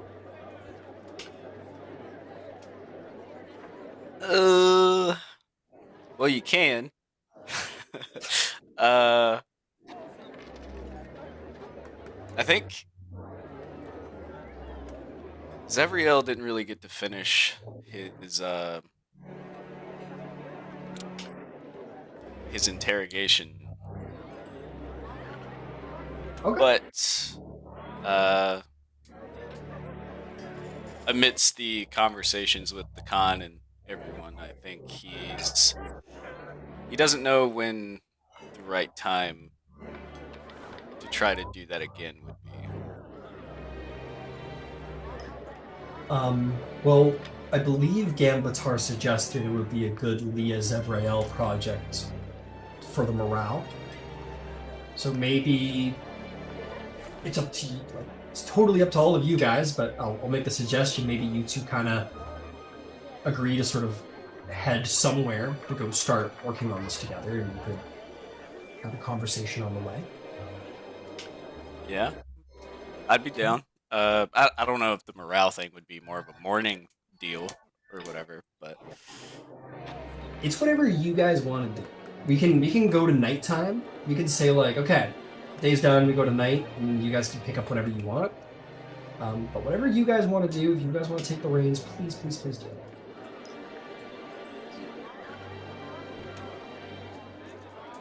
okay. All right. Yeah, I think Zevriel, he would, after being told, of course, by Gambatar,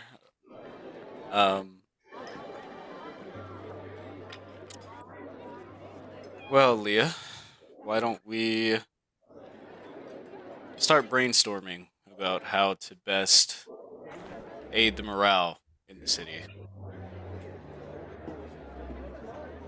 Well, I could tell you about this little side project I've been working on.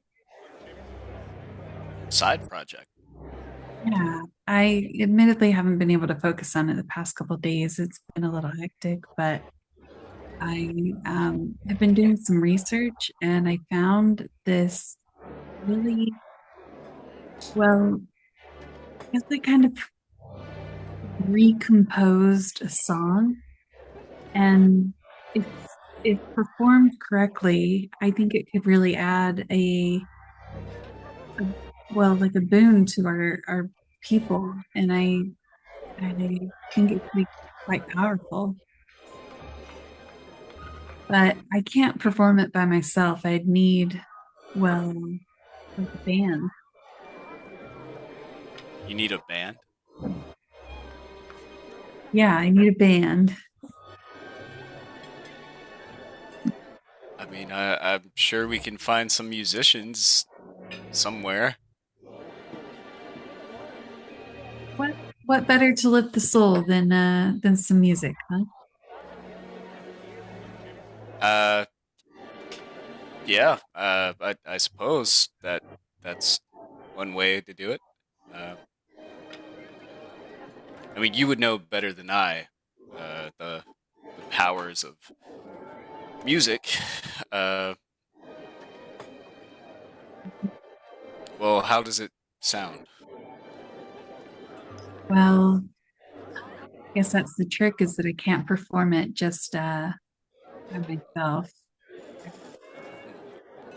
It's a very intricate song, but I could try to show you, well, my part of the song. And yeah, she'll take out her lyre and the still, or how do you say it? Is it the lyre? Lyre, yeah. Yeah, and she'll like play like a melody on it. But it won't be done justice. Or justice won't be done because it's not the whole song. Not yet. That was shit. No, I'm just playing. Leah Sacho, would you like to make a performance check, please? Sure. 23. 23. So here's what I'll say for this. Leah starts explaining her, like, the artistic process and the significance of the song she wants to play and why she need, and that shit goes over your head. Like, it's like it would be like me or you sitting down with like, not to stoke your ego or anything, Leah, but it would be like me or you to like sit down with like Beethoven or some great artist, and he starts talking to you about like the music in his head and like putting together an orchestral symphony. And it's like, you definitely know what you're talking about. And then she starts playing her part by the lyre. And it's that thing where it's like, I mean, why isn't that enough? Like, that's incredible. And he's like, no, like, it's gotta, it's not complete. And it's that sort of thing where you realize you're talking to someone who's on like an artistic level and skill ability beyond. She's said enough. She's been, you said, Leah, that you've been in theater and like music and art for like 80 years, right? Your character? Yeah. Honestly. Yeah. She's 100. So, Yeah. yeah, so you're talking to like someone who has dedicated their life to art for like 80 years and is now creating like a bardic magical ritual by symphony. And you're like, I don't know what you're talking about, but you know what you're talking about. And there's clearly a genius here, something that I don't get. I will not pretend to know why that wasn't enough.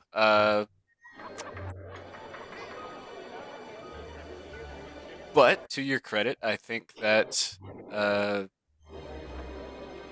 even without the other band members that we find, I think, at least from what I've heard, it has a very good chance of achieving the required effect.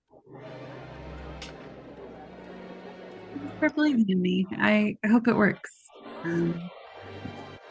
It'll take a lot of magic to power it, but if it goes off, I think it'll really be something to help out the men. But you can help out the men with just your words. I mean, your speeches are very encouraging, so we could start there, because I don't know how long it'll take us to collect the band.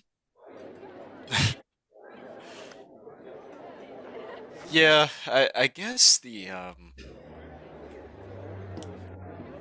main thing that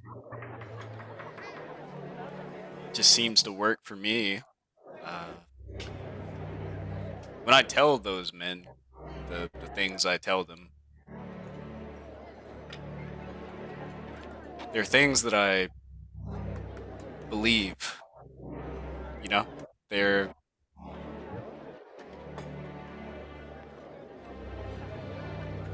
feelings that I know can happen.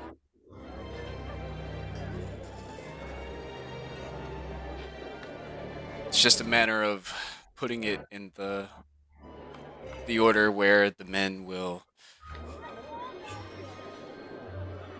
believe it too.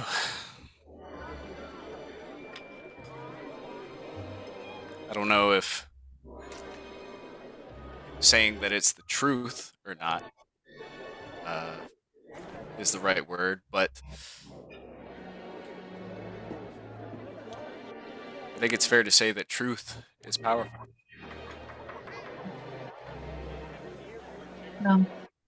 I think your conviction is believable enough. Well, it seems something is working correctly.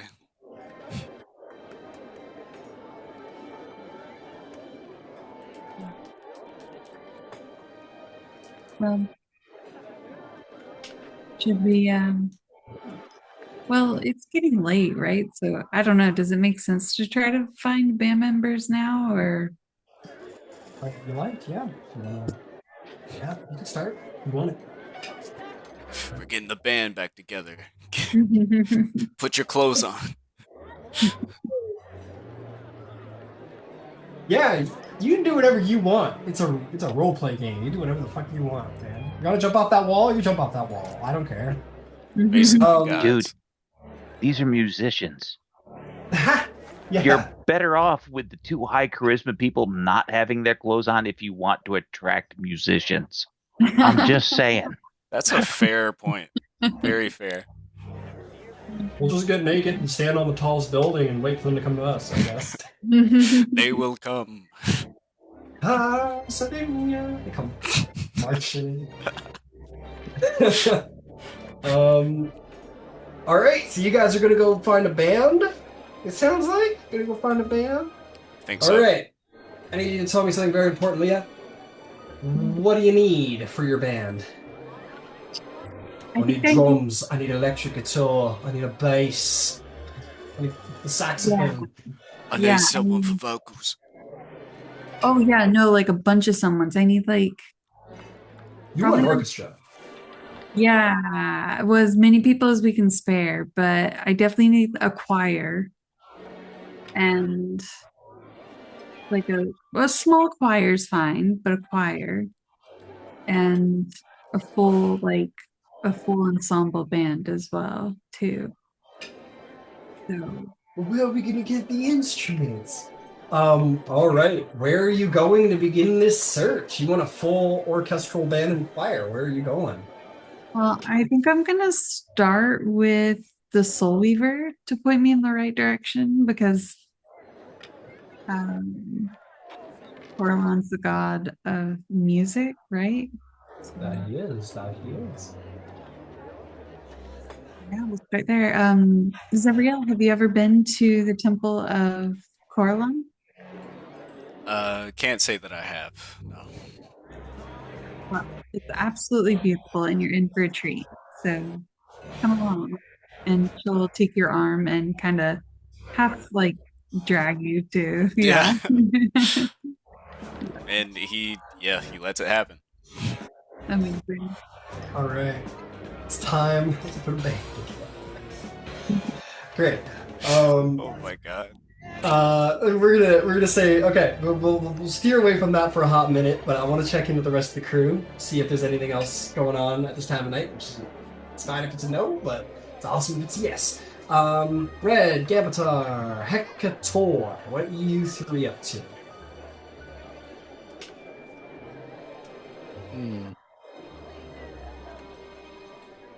I think Hekator might see how easy it is to move the totem that he created for Kire to like bind him to the grove. Right. You make your way over. You know that your mom is she's the expert in that matter, to be certain. You make your way over to where that ritual was performed, which was quite near to the temple. You find the site, which is a grove would be a wrong word, maybe a small clearing in the middle of the wood, where the actual grass on the ground seems to almost be like cylindrical a little bit, like there's clearly like a twist to it, where there's like a natural power here. You could make a nature or arcana check. Actually, I'm going to say it's definitely a nature check. Take that. So it's a nature check. 13. 13. Ooh, can I guidance myself? Sure. Sick, it's a 4. 17. 17. It would take time. It would take time to move this. It was a pretty potent ritual that bound Akire here. And it required your, like, in power scale, really, like, Thalos Rune would be at the top, in just general power scale. Thalos Rune would be at the top as an Archpriest. Your mother would be a little bit afterward as a potent druid, but not an Archdruid. She's a little specialized for Archdruid. And then probably you underneath that. Your mother's knowledge, however, of the spirit itself would probably put her above Thalos Rune. Which is to say, pretty potent powers of magic bound Akire here. Not to mention, your party members are sort of linked through Akire. So it's clearly very complicated magic that bound Akire here.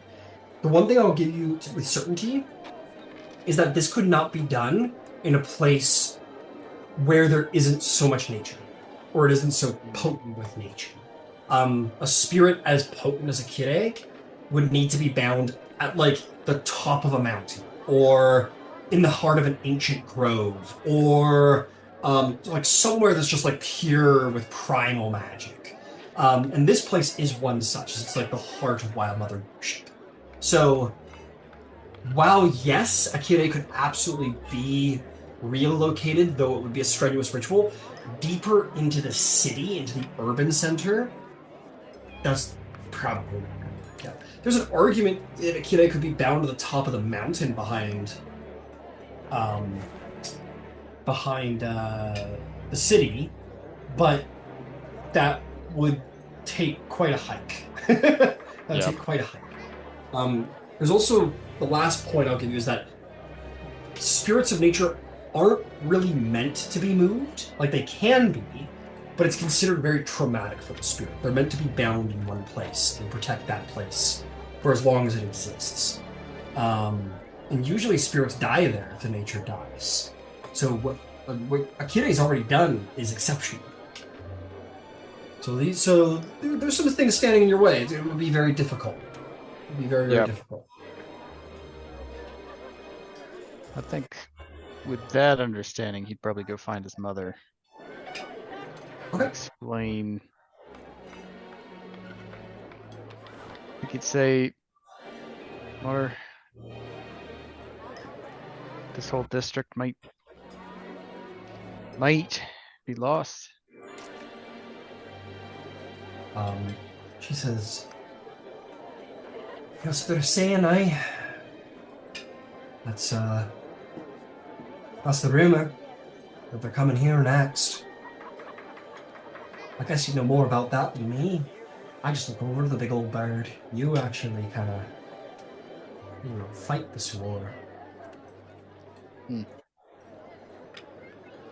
Hey, too many fronts. This might be just one of them. But if the district falls, what happens? What happens to KD? Depends, I suppose. Hypothetical. The idea of a guardian spirit is that it protects the land. Protects the land regardless if there's a druid here or there. So if the district were to fall, Akire would protect it until Akire could not protect it any longer. And Akire will keep coming back so long as the nature's still there to be defended. But, well, you've seen what's out there. They might just decide to burn all this. That which is barren can be regrown, right? Aye. And so, one day, when the trees grow tall again, Akire could come back. It's strange, you see, that we find ourselves of the Wild Mother's faith so tightly bound to the Raven the Raven Queen, as she's called. Because where there is life, there is death. And death begets new life.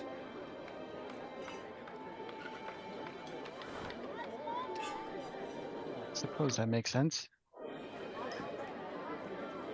I mean, that's what the redhead keeps telling me. I ain't no priest. Meh. She's out her way though. She's trying. You, the priest. I know. I think that girl's ate too many mushrooms. Aye. Not holy enough to be a priest. No, I'm just here for Akire. I'm free. Aye. Mother, what do you think about the mages? Sounds like it's a very, very big conversation, but it sounds like a couple of them need a good spanking. I'll say that. Seem like they are all at each other's throats, and everyone's at their throats, and they're at everyone else's throats. Sounds like everyone just needs to take a big break. Aye. Troubles me with that elderly girl said about the tree of names. I You may know have that, heard. Oh, sorry. Just asking if she knew about it. I heard a rumor here and there amongst the Arcturoids back in Peth Moira. It was, by the sounds of things, not just for anyone to hear and cry, but I did know that they had business in Avalier. I think that's why your father was mysterious about everything he got up to in Avalier, but part of my heart told me that it had something to do with it. Some important task on Avalier. It wasn't just trade or diplomacy or some other foolish notion like that. I think he had a spiritual purpose there. In my heart, I want to believe that he was serving a greater purpose. And maybe that was the Tree of Names. You think he failed? I don't think of it like that. I can be quite honest. I think the problem with the city is everybody thinks too much about everything. What would the Wild Mother say? What are the mages doing? What does Arathis feel about this? Well, Melora feels about that. And are they really lovers? And how does Serenray feel about all the devilry? And I think people think too much for their own good. I think there's wisdom in just letting things be sometimes. Minding your own business and taking care of your own. Hey.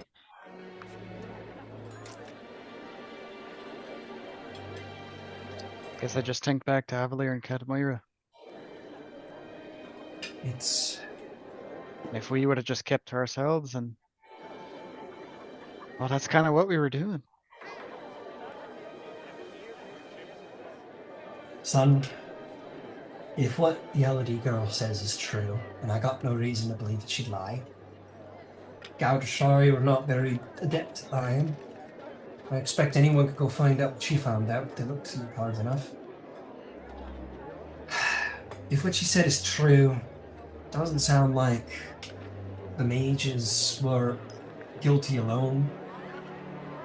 Maybe mostly guilty for their curiosity and meddling in things they didn't understand. But it sounds like the druids chose wrong. We decided to not indulge their curiosity and keep things to ourselves and keep secrets against our own nature. And they pried because they're curious. Mystery feeds curiosity, but... well, no one truly knows the future. It's hard to know what's right until the die has been cast, I guess, eh? Hey.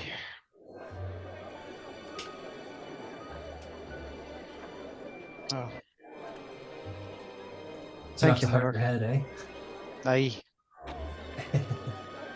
Found ourselves in a much more complicated world than I ever meant for you to be in, son. That's complicated. Thought I'd be defending the glade from wolves or some such.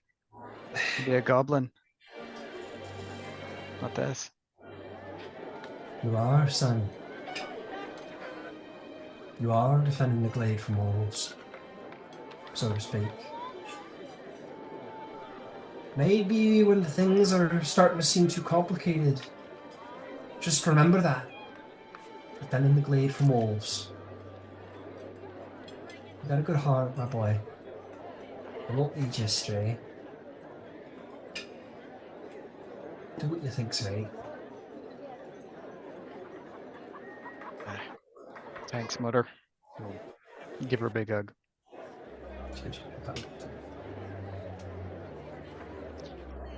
I'm gonna go get some sleep. Okay. She leaves you be. You just look up and you see that sort of hard to see in the ash, but higher than an eagle flies, maybe even touching the ash cloud that blocks the sun. You do see the ethereal essence of the storm bird, Akire. The spirit, Akire, is a very simple creature. It's been bound to a place in nature, and it's going to protect it. It doesn't heed politics, doesn't heed the difference between a mage or a druid or a cleric. It only cares about protecting its home. It's simple.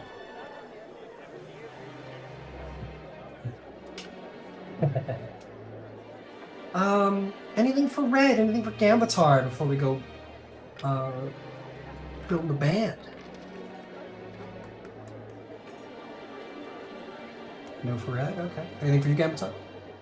Nothing for me. Okay. The day starts to grow late. The expectation of attack is growing ever still. I think in your assessment, especially of the defenses Gambatar, you can see that there is truth behind the Khan's words. It does look like the enemy is on a war footing. They are preparing for another attack. They have claimed a district from this city, and their army seems to thrive on momentum, and perhaps intend to continue that momentum.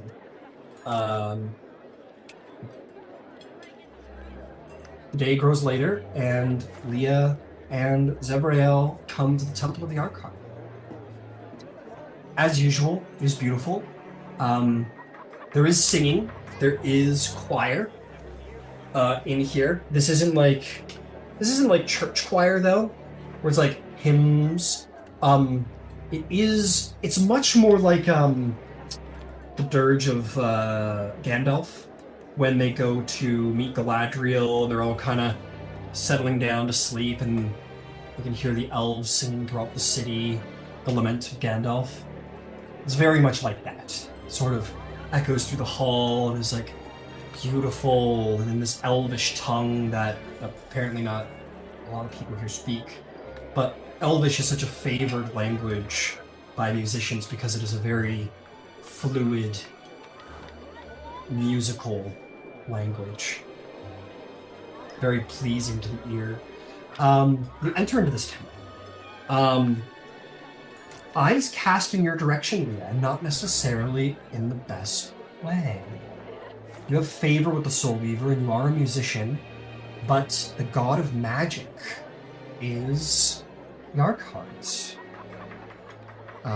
If there are two gods in the Prime Deity Pantheon that probably would feel supportive of the mages, it would be probably Corlon Knight. Some eyes turn in your direction. Not all eyes, but some eyes with quiet. Scorn's an intense word, but, bitterness maybe is the best word to use. You request the presence of the High Soul Weaver, and they do come to you. This sort of androgynous, beautiful form. And the High Soul Weaver will say, Leosatra, Zavrael, welcome.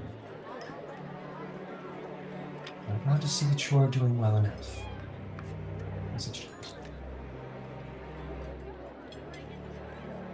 You are muted, Lord Zavrael.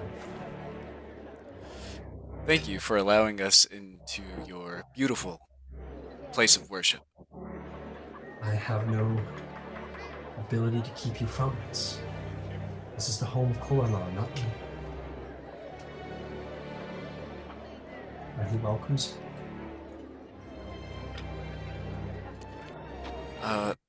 Leah and I were, well, we're trying to gather musicians together in the hopes of building something that can improve the morale of the people and the defenders of the city. I see. Is this the project we spoke of previously? Yeah, I do believe so. Yeah, right? Right? Yeah. Yeah? Very well. No. Yeah? No. Yeah? Right? Only you can answer this question. You must look within yourself and know the answer. Says, well, that is good to hear. The spirits of the city will need lifting now that we've lost another district.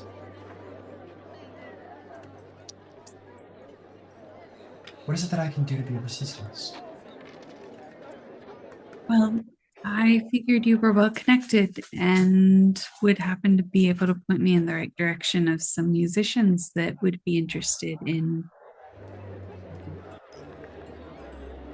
using their bardic magic to create something bigger and more powerful than we've seen. I'll show you, and she'll like pick out her notes and the study what she's been studying, and she'll show it to him. Yeah, they look through it. They are impressed by it. They remark on a couple of lyrics and pieces of music and say that like they recognize some of the music. Ask you about other pieces, about, oh, this is from there and that's from there. This is rather excellent. Some of these words are very well known by the different faiths. This has a lot of potential in Asatra. I shall tell you this. I should hand it back to you. I can give you the names of some individuals who can play some of these instruments. We are in short supply of people who would prioritize music over the sword, as the city needs men with swords, and I do not wish to cross the Khan in taking warriors from his soldiery to perform music, but there are some people whose names I will give you. And they have music and talent enough that they should be able to mimic large sections of an orchestra. As for the choir, she'll sort of gesture to the balconies where the music seems to come from. But the people who sing up there are not seen so much. Not that it's dark up there, but it almost looks like illusory. Like they're images of other places, of places green and blue and artistic and beyond, as if like it's moving art and sort of accompanying the music. I don't want to say it's like the screensaver, or you do like the what is it? The audio visualizer thing. It's a little like that, where music comes forth and images of nature and beauty and mountains and battles and whatnot appear in orchestra with the music. It says, but I will tell you this, Lee. Only Korlan can grant you access to his choir. Choir sings upon his command alone. That is through him. You must gain permission. Gain what? Sorry. Permission.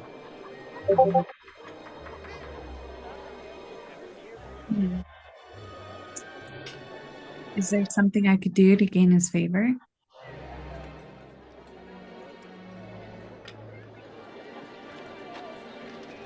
You have already shown great faith in Coral.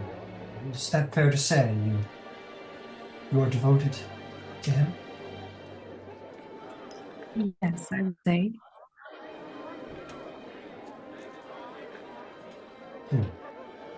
Only you can know what you must do in order to have Coralon's full appreciation and trust.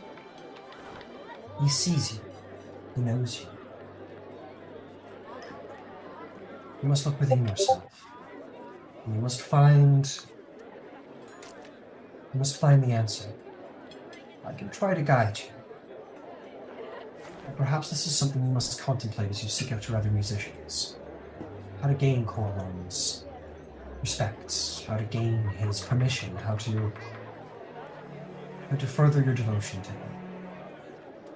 How to gain his trust for his musicians is not a small thing. You must be pure in your intention.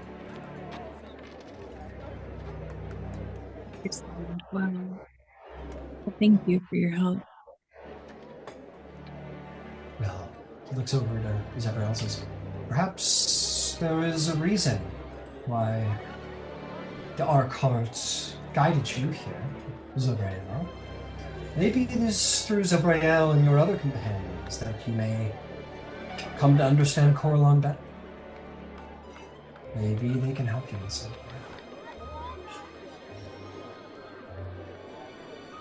I was all but forced against my will to come here, sadly. But I'm glad that the trip was taken. Well, Lord Zevrael, you must analyze that. What you have just said to me. Right.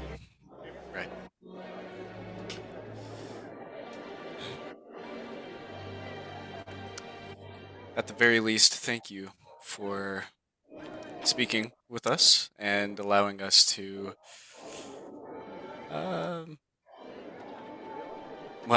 get one step closer to improving the morale of this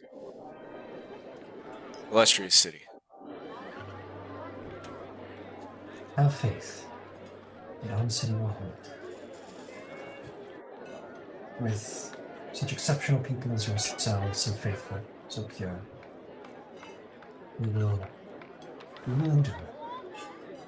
But I expect courage and the raising of martial spirit is not my domain. That perhaps lays within more your realms, Evrael. It is funny that you should speak of being forced into unfortunate circumstances and finding yourself doing the right thing or enjoying it anyway.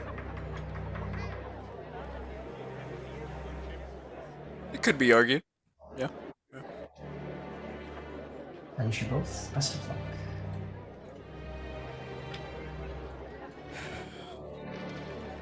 Likewise. Turn away from Slow Weaver. Zevriel might catch that Leah's demeanor changes. Like she looks a little, like, I don't know, a little like her face falls and she looks a little upset. I want Leah to roll.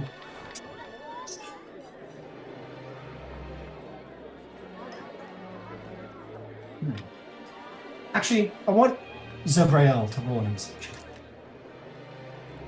What? I can't do that. I can't do that at all. Do it anyway. I got a 3. Fuck. Roll again. I don't know why. Just do it. Okay. Just don't hurt my family. 13.